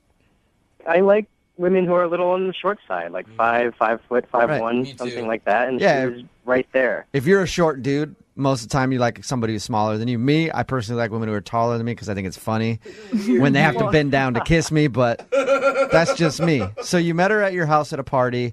You hung out that night. Yeah, she came in with a bunch of my friends, and I immediately just made a beeline for her and just said, I said hi to my friends, and then and I introduced myself, and we just started talking. And were you somewhat sober, or were you guys pretty sloppy by the end of the evening? I wasn't too drunk. I was a little tipsy, but she was pretty drunk at the end of the night. And by the whole night, you mean the whole night? Oh. Yeah, I mean, she got there around like 10, and then the party started winding down right around 2 or 3 in the morning. Jake, I didn't ask really how long she was there. I was asking if you did her. That's why he Did you guys hook No, up? I mean, this is not the kind of girl that would happen with. This is the kind of girl I would take home to my mom. Did she stay at your place?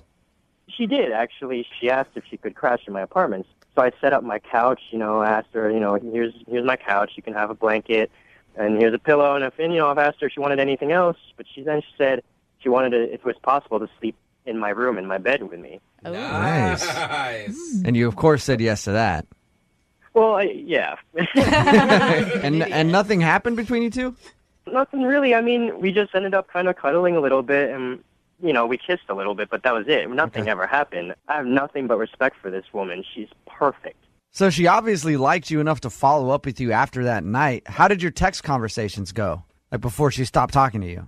Well, at first they were nice. We just talked about stuff we talked about that night and here and there. And then over time, as we text each other a little bit more after a few days, she just started not texting as much. And then they started feeling a little cold. Mm-hmm. And then she just said, I need you to stop texting me. What was the last thing you had sent to her before she cut you off? All I did was ask her if she wanted to hang out this weekend. Ooh. And that's when she said, "Stop texting me"? Yeah. How much were you texting her? I mean, we were texting each other pretty often. I mean, in the beginning, it was maybe once No, Jake, I didn't ask how much you were texting each other. How much were you texting her? Mm-hmm. A lot, let's just say. Okay. I was texting her a lot. All right. Do you think it's too much, or do you think there's anything that you said in any of your text messages? I guarantee you've read over all of them by now if you're wondering why she told you to stop texting her. I didn't say anything offensive. I didn't say anything that could be even remotely controversial. So I don't know. I really don't know. I mean... And there's no interaction you've had outside of texting? Like, say, on Facebook, you don't have anything super offensive up there that she could have disliked? No. I really don't think I do anything wrong. I mean, I listen to you guys all the time. I know what people have done wrong in the past. I'm not the kind of guy that does that stuff. You're not withholding any weird information from us, are you? Because that's usually what happens. Okay. No. You sound like just a generally nice guy. Maybe because I'm thinking about it too much, but maybe that's it. The whole... Because I couldn't... Throughout the night, I just couldn't say no to her. I brought her drinks. I just brought things over to her. I just said pretty much yes to everything. Yes, you can stay at my place. Yes, you can stay in my bed. A little bit of a doormat, you think? Maybe, yeah. Yeah. The next time, offer to get her a drink, go get it for her, and then drink it right in front of her. Or and spill then go it say, on hey, her. it's pretty good. You might want to go get your own. All right, man. We're going to play a song, come back, see if we can get her on the phone and get your second date update, okay? All right. All right, man. Hang on. Moving 92.5. Brooke and Jubal in the mornings. Second date update. Jake, I think I figured out what your problem is. What's that? Well, you're having problems with a girl named Isabella who you want us to call. You were texting with her a bunch, and then she finally just said, hey, don't text me anymore. Now, I was talking to everybody here off the air kind of about the situation and what they think it could be. Everybody in here thinks you're annoying. And not true at I all. personally don't feel that way. I think you sound like a nice guy to me, but Don't listen I mean, to they him, say Jake. you might be kind of annoying. Maybe you were kind of annoying to her and texting her too much. I think you're a great guy. I don't think you're annoying at all. Thank you. You're welcome. But do you think that's a possibility, though? Do you think that maybe you just texted her too much after you met her and she finally was like, okay, this guy's a little overboard? Right. That is possible. Okay. God, you're a nice guy. If she does end up saying something that's mean, just, don't let it crush you too much, okay, Jake? All right. Just prepare. All right, I'm going to dial the phone over right now, see if we can get her on the phone, okay? Okay. All right, here we go.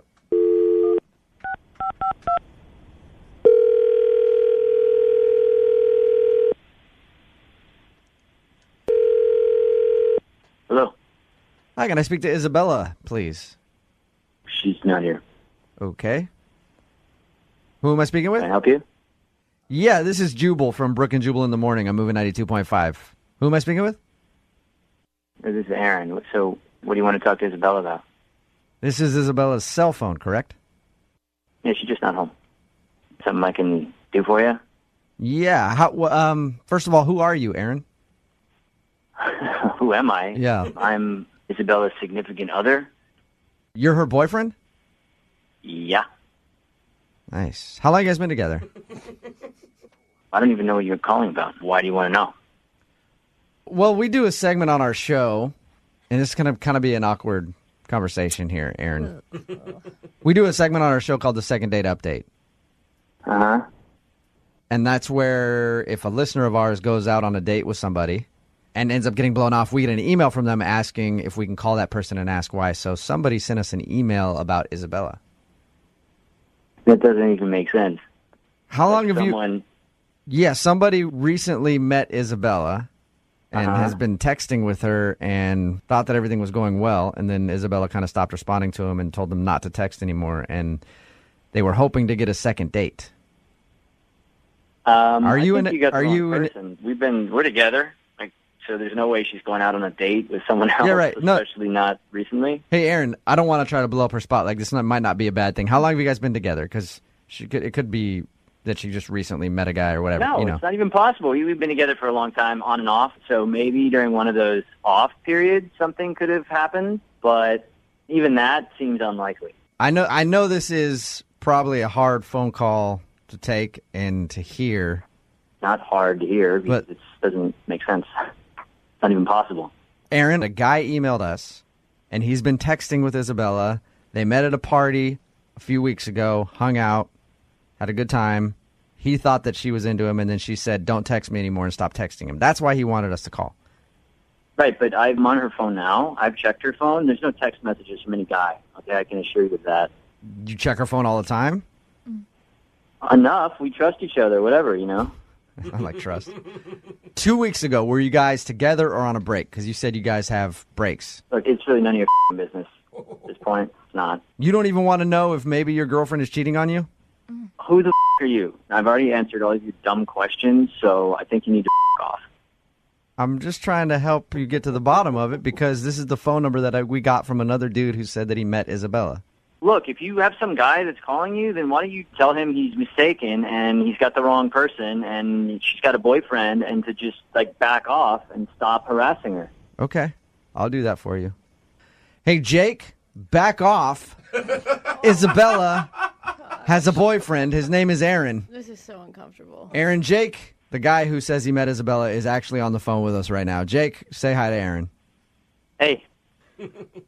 So how long have you guys been dating? You never really answered that question. Who the are you? I'm not even going to answer this. I don't even know who you are. I don't want to know who you are. You sound like a little bit of a dweeb, and I don't think she'd ever. I met Isabella Here's the deal, dude. Ago.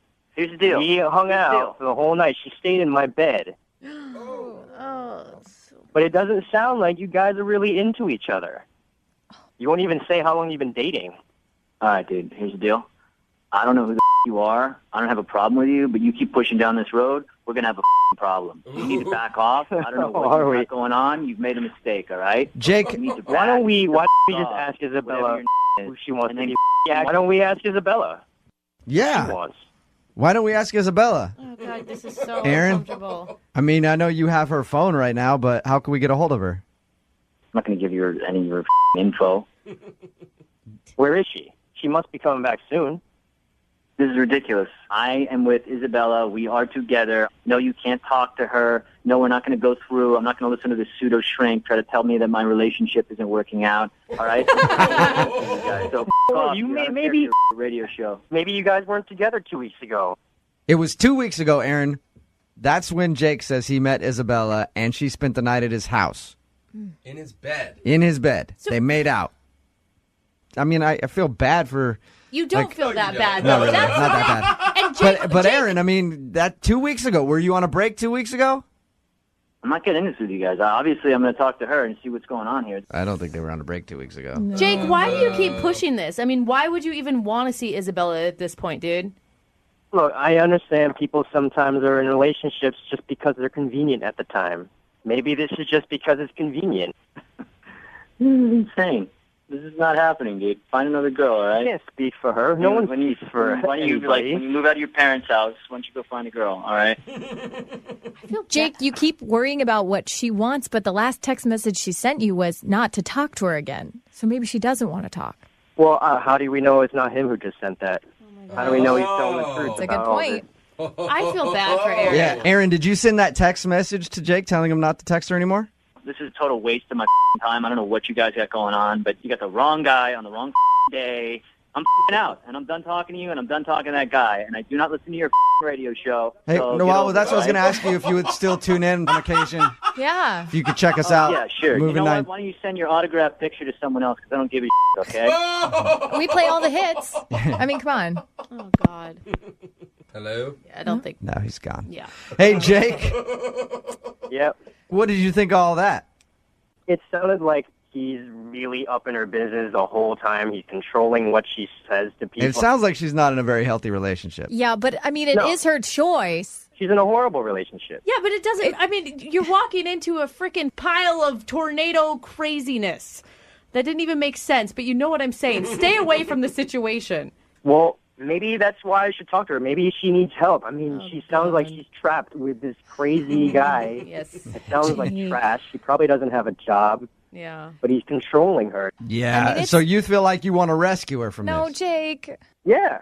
I want to It's- help her. She sounds like she needs help. All right, well, good luck in your quest, Jake. God. And as I always do at the end of second date updates, I have to ask, I would love to send you out on a date by yourself because Isabella has a boyfriend and currently won't do that with you. Maybe I can send you to like a kickboxing class so you learn how to defend yourself when this guy kicks your ass. Brooke and Jubal in the morning. Still amazed at how many emails we're getting for the second date updates of people wanting to know why someone hasn't gotten back to them after they've gone out on a date with them. It's kind of like people are gluttons for punishment. It really is. The truth sets you free, my friends. You can learn a lot from this. I prefer to think ignorance is bliss, but not everybody feels that way. Marie, how are you? I'm great, thanks. How are you? Pretty good. Now, Marie emailed us because she went out on a date and hasn't heard back from, what's his name? His name is John. What did you guys do on your date? Actually, it wasn't a date. Okay. We met at a party. Okay. It was a birthday party for mutual friends, and it was a pretty big bash. There was like 40 or 50 people there, and, All right. and we hit it off and had a really good time. And, you know, towards the end of the night in the backyard, he kissed me and said he had a really nice night. And I thought that he did. It seemed like it. And I had said to him, you know, I'd like to see you again. I really liked you. And Right. he smiled and said, me too. That sounds perfect. It does sound actually like a movie. All right. But that was 2 weeks ago, and I haven't heard anything since. So And Marie, do you ever have this problem before? Or do guys always get back to Marie? not always, but I mean, I thought we both had a really nice time. So Right. Okay. I would have expected to hear something. So Okay. So you never even really had a first date. You just want to know why the guy hasn't called you. yeah, pretty much. Okay. Well, we're going to call him right after this and ask him the question, okay? Okay. All right, we're going to call John and get your second date update next. Let's go. Moving 92.5. Brooke and Jubal in the mornings. Second date update. If you want a second date update, remember you can always email Brooke and Jubal at moving925.com. Today we've got Marie on the phone. Marie met a guy at a birthday party. They kind of like hung out. They kissed. He got her number at the end of the night. She hasn't heard from him since. She just wants to know why he hasn't called. What's the worst possible scenario in your head right now? He's married. Okay. Yeah. But then it's like nothing against you, right? If he's married. But exactly. It's just that he's a total a-hole. Right.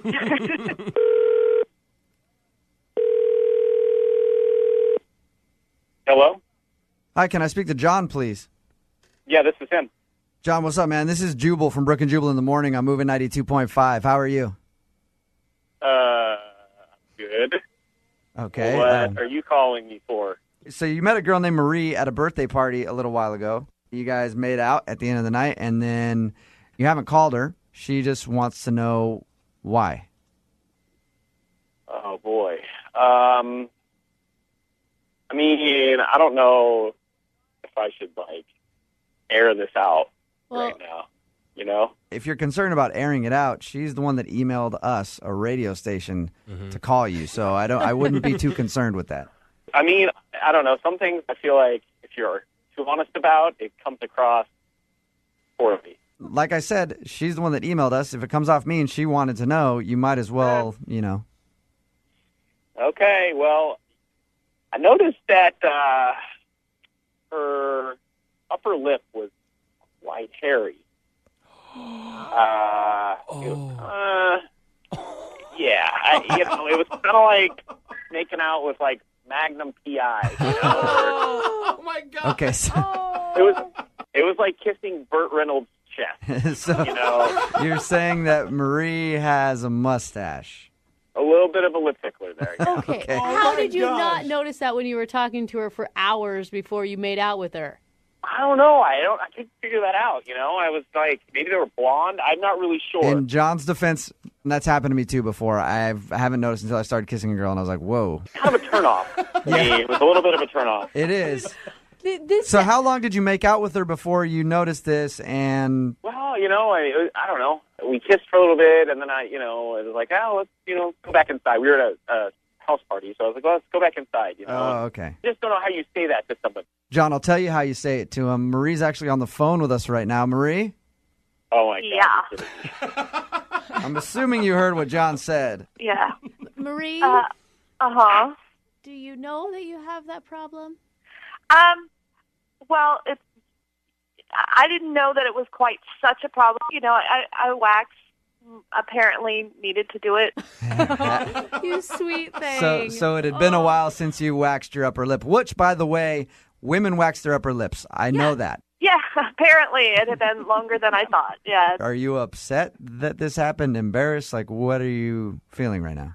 I mean, I'm embarrassed. I'm upset that that's a reason for someone not to call me back because, I can obviously wax my lip because I do. But so it's embarrassing. I just don't know how to say that to somebody right off the bat. You know what I mean? Like it's awkward. Like I don't know what to say or John. I don't know. No. Yeah, I think John's saying he didn't know how to say it right then and there, right, John? Well, yeah, and it's like to me, we were at this party and we were drinking a little bit, and I just didn't think that she was like, oh, I want to call a radio station and say why is she not calling me? Well, I guess because I thought we hit it off pretty well, and I don't really have a defense for something like that. But yeah, you could have said to somebody, "Hey, maybe mention to her." Well, and give Marie a break. I highly doubt that you're perfectly manscaped, dude. Oh no, I'm not. I mean, I'll be the first one to say it. None of us are perfect, In my defense, it was a party, a friend's birthday party. I wasn't really expecting it to be a date. Right. If I'd gone on a date, I would have waxed my lip. You know what I mean? There's things that you do for a date that you don't necessarily do for a party. So, John, Marie says that she had an awesome time with you, meeting you at the party. Do you feel the same? Take the mustache out of the equation. Do you feel the same? Mustache out of the equation, yeah. I mean, we definitely had a great conversation. I mean, it was a lot of fun, and yeah. Okay. The show will pay for you guys to go on a second date if you'd like to. Are you guys interested in going out again? I mean, take care of that upper lip thing. Okay, John, we get it. We get it, John. All right, you don't need to push it. Well, he's right. There's no good way to say it. I guess technically it would be a first date, Yeah, okay, we haven't really had a date. So, I mean, I sure, what the heck, I would go. All right. John? I'll go, yeah. I'll go, yeah. Aww, okay. Yes. Perfect. So, Marie, have you waxed the upper lip since that party? Yes, actually. Yeah. All right. And Marie, from now on, live by the motto, just always be prepared. Mm-hmm. Yeah, I think that's good. I should have been a Boy Scout, evidently. For today's second date update, we got an awesome email in. I don't really know the full story, but from reading it, it seems like this dude Ronald took a girl named Carrie to a PTA meeting and they got hammered. What? That's what I'm talking about. Tell me more. I had no idea they did that at PTA meetings, and I don't have a kid, but I think I need to start going to more PTA meetings. Yeah. Sounds fun. Ronald, what's up? Oh my God, he does sound like a drunk dad. You're right. Oh, jeez. Yeah, I didn't really understand the full story from your email. All I got was PTA meeting and drinks, and I was like, dude, I'm in. When's the next one? Well, no, I mean, maybe we should actually start bringing alcohol to some PTA meetings. They do get kind of boring. But that's not quite exactly what happened. Are you going okay. to tell us that you went to the PTA meeting and then you went to drinks after? Yes, that's the normal course of events. Boring, Ronald. Yeah, geez, that's lame. At least go to drinks before the PTA meeting. That's not a bad idea. Yeah. So what happened? What is the story with your email? Okay, so I met this woman. Her name's Carrie. That part is right. We both have children. We're both single parents. Okay. Our kids both go to the same school, and I met her at a PTA function. We were put in charge of a portion of an event, a fundraising event for the school. Mm-hmm. So we got paired up. We're handling our portion of the event, and so of course, we're working together for a few hours and really get to know each other. So after the event was over, I decided to ask her out for a celebratory drink, kind of like that, kind of a date, but not really a date. Right. Oh, okay. Right. If she didn't like you, you could pull out and be like, "Oh, I just met his friends." Whoa. Exactly. I didn't want to put too much pressure on her, Okay. But we did. She said yes. So we went out to a nearby bar where they supplied alcohol. I didn't have to bring it myself. Thank you. Did it turn into a date, or was it more of just an actual celebratory drink? From my perspective, I thought it turned into a date. It was away from all the other parents, away from the kids, just being on our own, two adult people in an adult establishment. I mean, a bar. That could have gone the wrong way. A bar. An adult establishment? Yeah. Hey, let's leave this PTA meeting and go to an adult club. What do you think? We're adults. Let's do what adults do. Whoa, Ronald. But no, so we go to the bar. We had, more in-depth conversation, and she's really witty. She's very career-oriented. She loves her job. She works really hard. She was a really good mom. She's a good person, and it was a lot of fun to be around. My gosh, Ronald, you should write her resume. Yeah, I really think she's great. Yeah. Except for her communication skills, because she's not calling you back now. Well, yes. I mean, we have spoken since the date at other meetings and around the school, and I've asked her out, but I did that only through text. She hasn't said no, and she's not giving me any vibes that she's, is definitely not interested, but I feel like she's hesitant to actually say yes. Wait, what did she respond to you when you texted her asking her out on a real date? What was her text response? She didn't really forthrightly answer my text question. She said that she would look forward to seeing me at the next PTA function, but she never directly answered my question. That's not Oh, yeah. Oh, yeah. Sounds like she's saying no without those words. I mean, I can understand that, why she's trying to be nice to me, maybe a nice brush off, but we had such a good time, and it seemed like we did kind of connect a little bit. And I know it's hard for, divorced parents to, find a connection, an adult connection with another person. Yeah. And I don't want this one to slip away. I really feel like Carrie and I have at least a shot at something that we both, haven't had in a while. Have you tried showering her kid with gifts? What? No. Just out of the blue, get the kid to like you, then she's forced to deal with you probably, I mean, I have a hard enough time showering my kid with gifts. I don't know if I can afford a second child already. Well, you only have to buy gifts long enough until she sleeps with you, and then you're fine. Gosh. A month or two, maybe. Boom! That is horrible. Yeah. I don't think Ronald rolls that way, man. Okay. Now, Ronald, I forgot to ask, did she give you any indication other than just your guys' great conversation that she was romantically interested in you while you guys were out to drinks? Actually, while we were at the bar drinking, the bartender at one point came up to us and said, excuse me, sir, but would you and your wife like to order? Ooh. And she said, no, we're not married. But then I quickly kind of said, but this is our dating anniversary. And she laughed. Well, then we got we got some free drinks and stuff. And the bartender treated us something special for the rest of the night. Nice. Hey, that's nice. Yeah, which technically is true. It was an anniversary of the first night. So it was the first night, but okay. Yeah, there you go. So we had a really good connection. We had a great conversation, and I feel like there is something more there. Okay, well, we'll play a song and then come back and get your second date update, all right? Great. Thanks, man. Yeah, man, hang on. Moving 92 92.5. Brooke and Jubal in the mornings. Second date update. Right in the middle of a second date update, and Ronald is on the phone, and he wants to call Carrie. And Ronald, before I give a recap of the date and everything else, I've been getting messages lately on social media from people who go, "Hey, Jubal, you never say that you like anybody. You always sound like such a jerk." So, Ronald, yeah, out of obligation, I want to tell you I like you. That sounded so sincere. And I hope this is a really successful second date for you there. That was hard, wasn't it, buddy? It was a little difficult, but I'm glad I did it. And Ronald, you're probably pretty pumped too. Oh, thank you. Yeah, you can tell how pumped he is. Yep. All right. Just to recap, Ronald met Carrie at a PTA meeting. They actually worked on a project together, and then after, he invited her out for a celebratory drink. They had fun, but now she's not committing to another date with him, and he wants to know why. Ronald, now it does sound like maybe Carrie isn't romantically interested in you yet. Do you think you can convince her on a second date that you are, I don't know, sexy?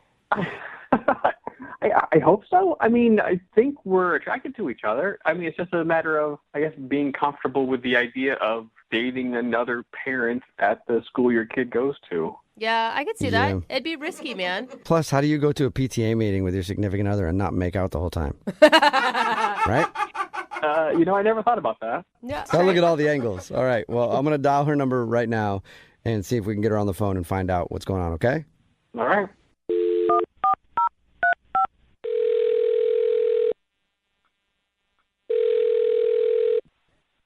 Hello? Hi, can I speak to Carrie, please? This is she. Carrie, how are you? This is Jubal from Brooke and Jubal in the Morning. It's a radio show in the morning. Okay. Have you ever heard of it? I don't know how you got my number, but... Yeah. No, sorry. I'm just a little I have heard of it. I don't listen to the radio all that much, so... Okay, well, congratulations. You're about to be on it because we do a segment on our show called The Second Date Update. And Ronald, he's a dude that you met in your PTA meetings, said that he really enjoyed going out to drinks with you the other night, but it seems like you don't want to see him again. No, I mean, I had a nice time with him when we went out, but I don't know, I don't know. He sounds like a really nice guy. And he emailed us, because he feels like maybe he did something wrong or you don't feel the same about him, but he really liked you. So is there a reason you don't want to see him? I don't know. I just don't know that it's a good idea to date another parent from my kid's school. So I could see how that's valid, that you don't want to complicate things at your child's school. But also, as a woman, if you really like someone, you wouldn't care that much, I feel. Yeah, I don't know. A little bit of a nervous laugh there, though. Yeah. I think it makes me feel like there's something else. Okay. So honestly, the real reason is, I mean, he was a nice guy, but another parent had warned me sort of about him. What? And yeah. Warned you? Warned you about what? Well, she kind of warned me, or this person warned me about him, and then I found out that the other parents at the PTA were talking about us. Like he was telling them. Huh? He was telling them what? What do you mean? It just, the stuff that she was telling me, it didn't make sense to me at the time, but now it sort of does. Okay, but we weren't in on that conversation, so we have no idea what the stuff is. Can you tell us what the stuff is? I really just don't want to embarrass him. Okay, well, that's valid, but Ronald, by the way, is a good friend of mine, and he doesn't mind being embarrassed. He also is the one that asked for us to do this, and we tell everybody, if you're going to do a second date update, you might hear something that you don't want to hear, so he's prepared. Yeah, and I'm sure he wants to know what other parents are saying about him at the PTA meeting. I know I would want to know. Okay. Well, when we got drinks, he was really interested in my work. And I, at the time, was great. But, yeah, he was just really interested. He was overly interested in my work and asking me a lot of questions about my job. And he said that you were like an awesome career woman, and that was something that was really attractive to him. Right, but there's more to that. Like, the person told me that he's mainly interested in the benefits of my work. What do you do? I work. Okay, I'm not trying to brag. I work for a really well-known company. Okay. And I do really well for myself. I'm very fortunate. And it was basically told to me that he's using me for my benefits. Like, I get 100% medical and dental. I get free vision. Like those kind of benefits. Like actual benefits. Yeah, not sexual, not anything like that. Yeah. Like he wants better health coverage for his family, and he's willing to date someone to get it. Well, yeah, basically, yeah, that's exactly how it was put to me. And A health digger. Wow. right. And so now, like, all of those questions on the date made sense because I was like, I've never been out with somebody that's this excited about what I do. Like, as soon as I said the company, it was like all over it.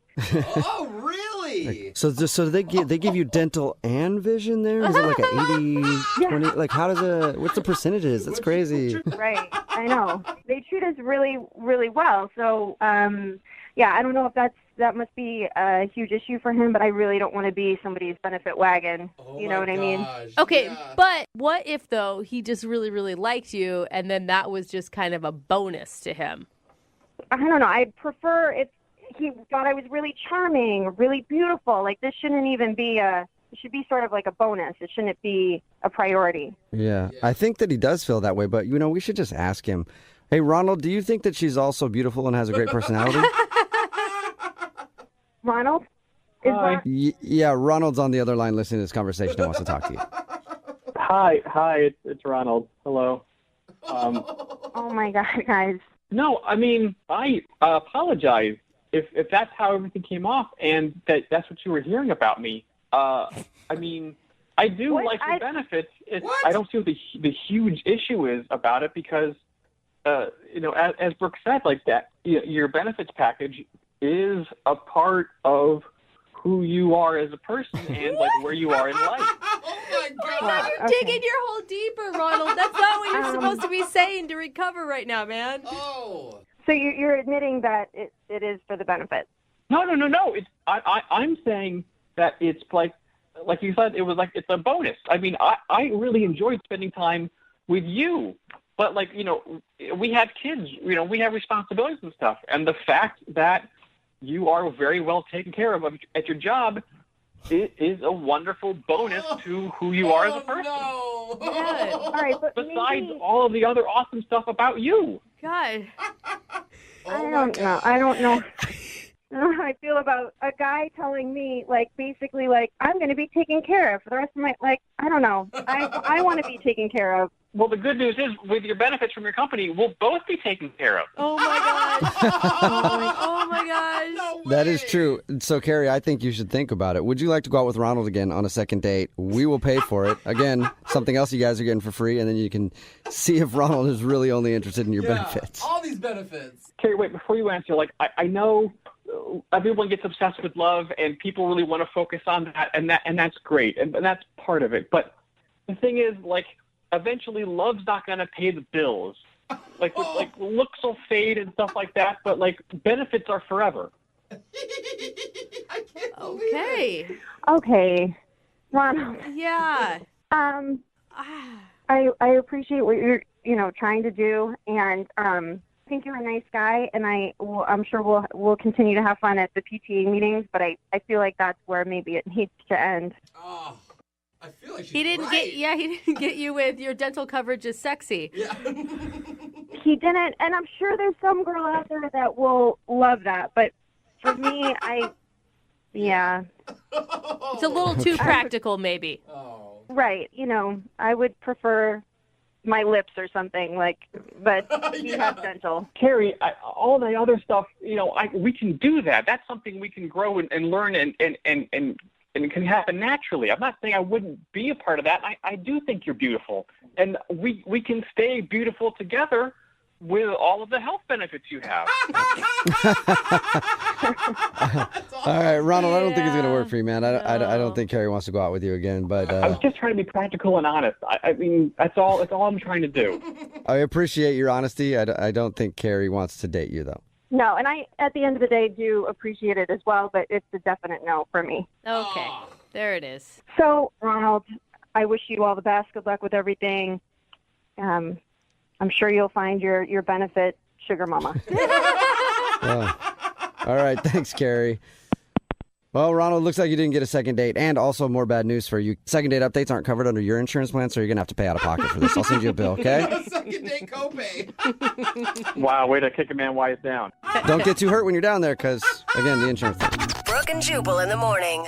Text in at 78592 that says, my company offers terrible health benefits. I guess what I need to do is just start looking for somebody to date who has good ones. Oh, well, Like the guy in that's a today's solution. second date update.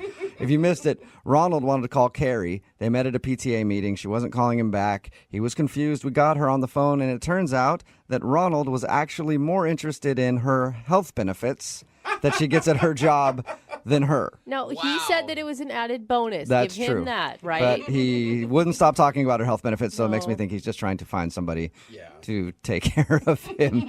Not really necessarily a gold digger. I don't know. Healthcare digger? Yeah. Do you go with that? Something like that. I don't know. Remember, if you want to do a second date update, all you have to do is email the show. We will call the person who didn't call you back. I'm honestly stumped as to why the woman on the phone for a second date update today isn't getting a call back. I mean, usually when you follow somebody across state lines, no big deal. What?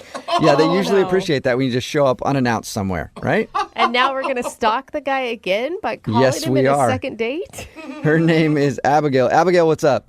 Hi, guys. Okay, he's already made you sound creepy right from the get-go. I'm not creepy. I'm just a bit confused. Okay. Sometimes there's a thin line between creepy and confused. I've been a victim of that many times. You have a pretty interesting situation, Abigail. Why don't you tell everybody, first of all, the guy that you want to call, what's his name? Brian. Brian. And how did you meet Brian? Well, I'm a little leery on going on online dates and meeting guys on dating websites because they're usually either nuts, ugly, or smelly, or just not. God, it sounds like so many great options. I don't know why you're so upset about this. But, I gave it a shot one more time, and I met Brian. And I got to tell you, we hit it off immediately. It went from 0 to 60 in virtually no time. So you liked his aroma. He had a good aroma, a good scent. I mean, from what I could smell over the phone, he was great. Oh, you're saying it went from 0 to 60 before you guys even met in person. Right. I mean, it was instant attraction via conversation. His profile picture looked great. And then I did a little more digging and found his Facebook profile, and I realized it's really what he looks like. Uh-huh. Hey, did you get his tax returns? 'Cause it sounds like you put in a lot of effort. If I'd done a little more digging, maybe. Yeah. So, I mean, that's a lot of pressure to put on a date when you've been disappointed so many times. Were you worried about that? I was, and that's why I did my due diligence, and we talked for hours. I mean, there was nothing I couldn't discuss with him. He texted me at least 5 times a day. Oh, I love that. How long was this going on before you guys actually decided to meet in person? Just about a month. Whoa, that's a long time.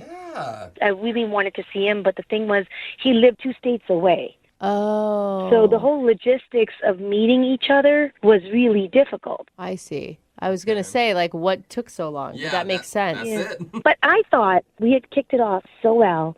I wanted to do a grand gesture of romance. And one night when we were chit-chatting, he was telling me his best friend's birthday was that weekend and where they were going to be and what the plans were. And I thought, wouldn't it be cool if I flew down and surprised him? Whoa, for your first meeting? I mean, we had chatted for so long. This was inevitable that one of us was going to fly in to meet the other. But a surprise and just showing up is a whole different ballgame if you don't know him that well yet. But it could, I could see where it could pay off. It could be an amazing thing or it could be really bad. So how was it when you saw him for the first time?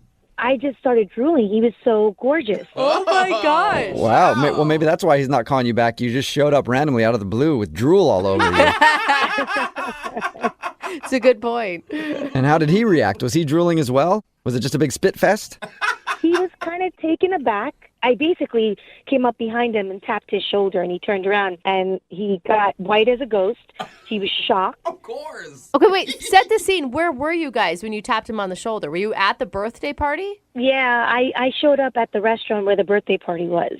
Whoa. Yeah, that's a very bold move. Well, because I didn't know where he lived, so this is the only way I could get in contact with him. So what did he do? I mean, after he recovered from the initial shock, did he hug you? Did he kiss you? I mean, the first thing he did was say, "What are you doing here?"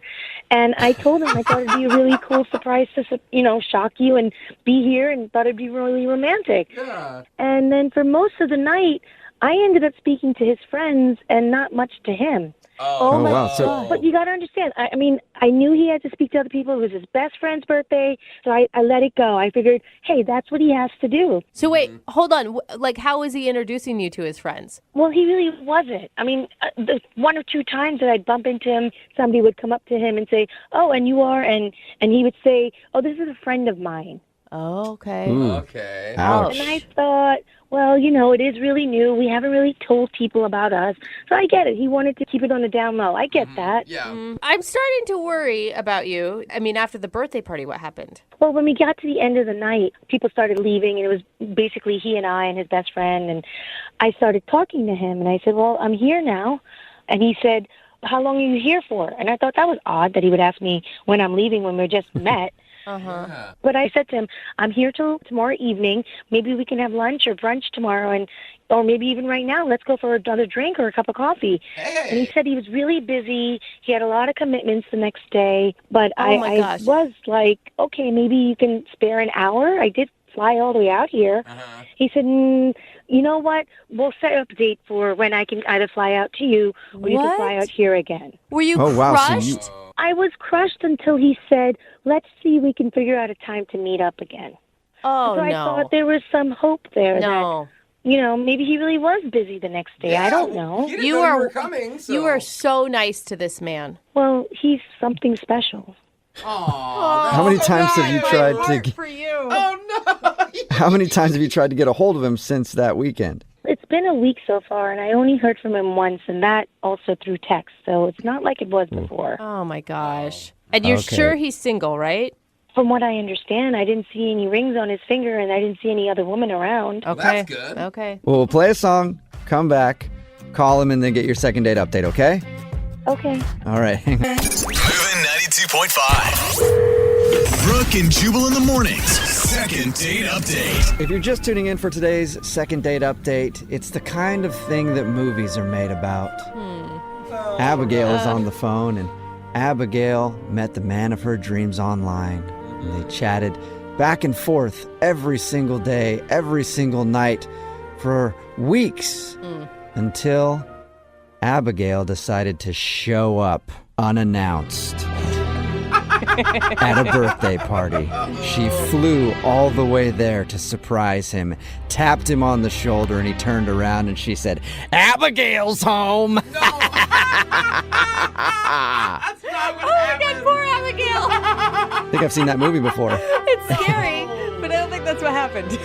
That is sort of what happened. Abigail did surprise this dude that she'd been talking to online. They live in different states, and she actually showed up to a birthday party that he was at, unannounced, and was hoping that everything would go great. But when she got there and surprised him, he was kind of weird and sort of ignored her the rest of the night, and they haven't really talked since. Abigail? Hi. Yeah. Sounds just Here- like what you said, Jubal. I mean, very Exactly. similar. I'm really not a stalker, I promise. Well, I have a whole different scenario in my head, Abigail. Abigail, you're so sweet. It just makes me so angry because it sounds like you guys really connected and he really led you down this path, and he's just a jerk. I don't know how else to say it Well, but she appropriately. did show up out of the blue, unannounced, like from states away. That could creep a guy out. But he was giving her the wrong signals, man. I really got the feeling that we had a connection, and he would have loved this romantic gesture. All right, well, we'll find out. I'm going to dial his phone number right now and see if we can talk to him and get your second date update, okay? Okay. Oh, Okay. gosh, she's Hold so on. nice.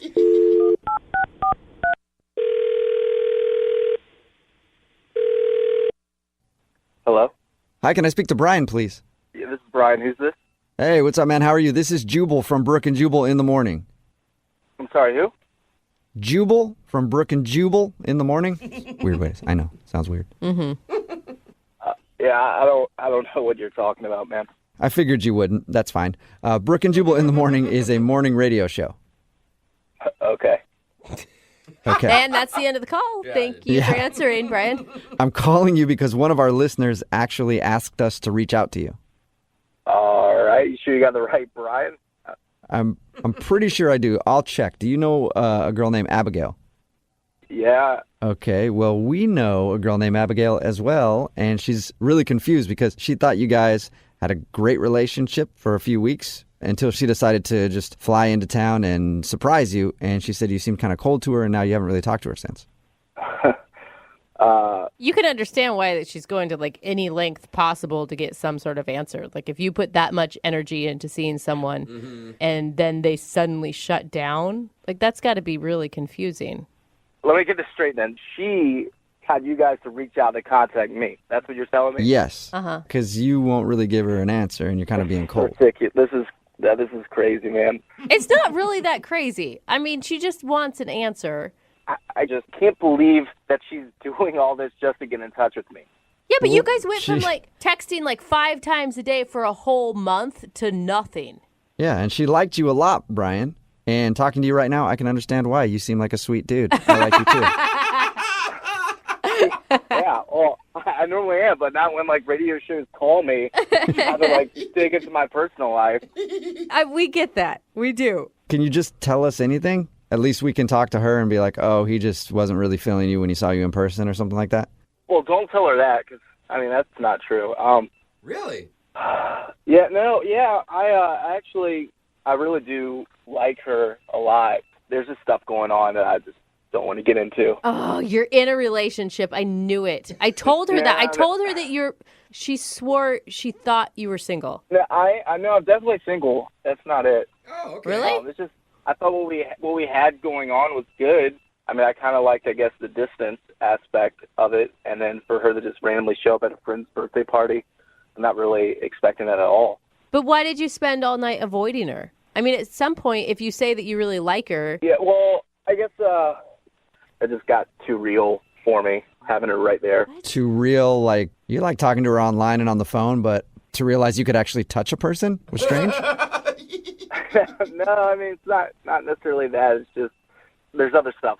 But I understand there's other stuff. But right now, all I understand is you like her a lot. It shocked you that she showed up, and then there's stuff. Like, how is that a message to give to her to help her understand why you're not talking to her anymore? You know what? Whatever. I don't care anymore. I need a kidney transplant. Whoa. What? Yeah. Oh, that's serious. Whoa. Yeah, way to take things down, Brian. I mean, you guys asked for it. Yeah, well, usually these things end up like, oh, I thought they smelled funny, or they puked in my back seat. Yeah. Man, I'm sorry to hear that. Yeah. Wow. Yeah. So is it just that you don't want to get involved in a relationship because you obviously have some serious health stuff that you need to concentrate on? Pretty much. You know, I don't want to drag her into this, you know what I mean? I feel like this is kind of my battle right now. And by her showing up, I realized, you know, that she really does like me a lot. And I'm just not wanting her to be that close to being around all this, like, stuff going on. Oh, I feel so horrible. Wow. I thought these awful things about you, and now... Yeah, look at you, Brooke. Seriously, dude, I am sorry. It's all good. It's not a big deal, I guess.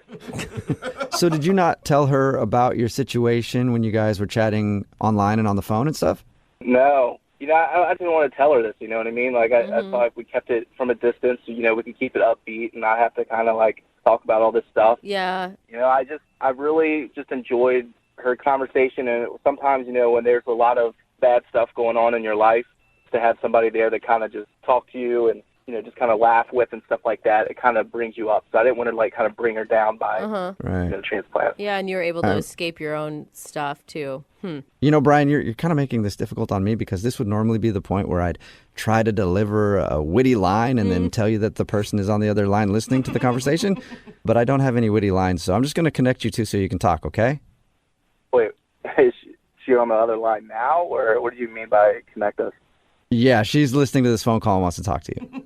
Oh, my God, man, are you kidding? Like, I just said I didn't even want her to know. Yeah, sorry. Unfortunately, she does know now. Abigail, are you there? Hi, Brian. Hey, sorry, I didn't really want you to find out this way. No, I'm sorry. I don't even know what to say. I'm shocked. You know, I mean, you don't have to say anything. I mean, I know that I didn't tell you, so there's no way you could have known. It's just, I don't know. I didn't know how connected I was going to get with you, and then I guess I got worried about actually telling you. So. But I want you to know something. I care about you more than you can imagine. I'm here if you want to talk. I'm here if you need me to make you laugh. I'm there for you. I really appreciate that because, I mean, I don't know. I got scared once you got down there and, actually seeing you, and it made it seem too real. And I guess I pushed you away a little bit and didn't want to, get too close. Listen, get close. If you need me to do anything or help you or just put a smile on your face whenever you need me. Yeah, you're such a sweet person. I don't want you to get all caught up in this and then something go wrong. Right now, I'm on a waiting list. I'm not, there's no guarantee of when I'm going to be able to get the transplant. And honestly, Abigail, I really care about you, and I really want to, keep you in my life. And at the same time, because I care about you so much, I feel like I can't. I don't know. I'm just really torn right now. I mean, I'm willing to take a blood test. Is there any way maybe I'm compatible in some way? Whoa. No, I don't want you to do that, Abigail. I really... Listen, this is about kindness. This is the reason why I was put in your life. The chances are so slim that that's even possible. I don't want you to have to go through with that. But Brian, there's always a chance. It may be slim, but it's still there. Yeah, but it's just I can't think about you actually giving up your kidney for me. I can't think about you doing that. I don't want that to happen. Well, I got two. Good point. Good point. Yep. So I can give one up. It's like a spare tire. Wow. I don't even know what to say. At least give me the chance or the opportunity to look into this. Consider it. You have to consider it. Brian, how about this? How about we send Abigail out to you, and you guys can spend the weekend together. You can hang out. You can go on a few dates, and you can even discuss a possible kidney transplant. Woo! I've never had to say that in a second date update before, but I'm saying it. So I can't believe this is actually happening right now. Oh, my God. Would you be interested in that, Brian? Just checking things out? I don't know about the whole kidney transplant, but the date would be awesome. I would love to go on a date. Yes. Okay, Brian, so that's a yes. Yeah, definitely. Yeah. I'm happy to hear you say that, Brian. Oh, me too. Yeah, I'm really excited that I'll actually be seeing you. This has been a really weird second date update. Normally Yeah. it's the dude who's begging to put his organ in a woman. And Organ jokes. You had to, didn't you? I couldn't help it, yeah. Brooke and Jubal in the morning. That was a second date update from 6 months ago, and we're on the phone with Brian and Abigail for a second date update right now. Oh my gosh. Hey, Brian and Abigail, how you doing? Hey, how you doing? Oh my God, I've Good. never been so excited to get an update. I know. Yeah, what's the update on your story?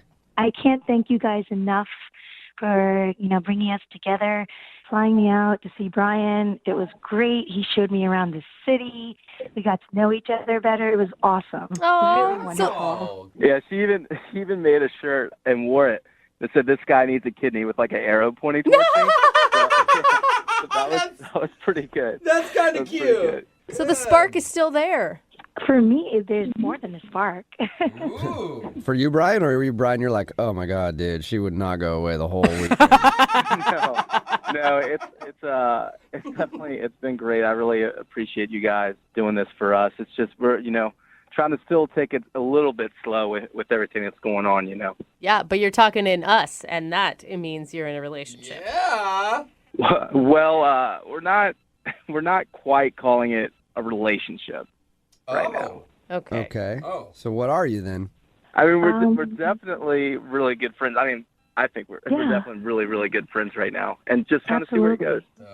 Good friends who do it. I like Yeah, that. right? Those are the best kind of friends. Are you kidding me? Friends with benefits. Well, here's the situation that we're dealing with, to be totally honest.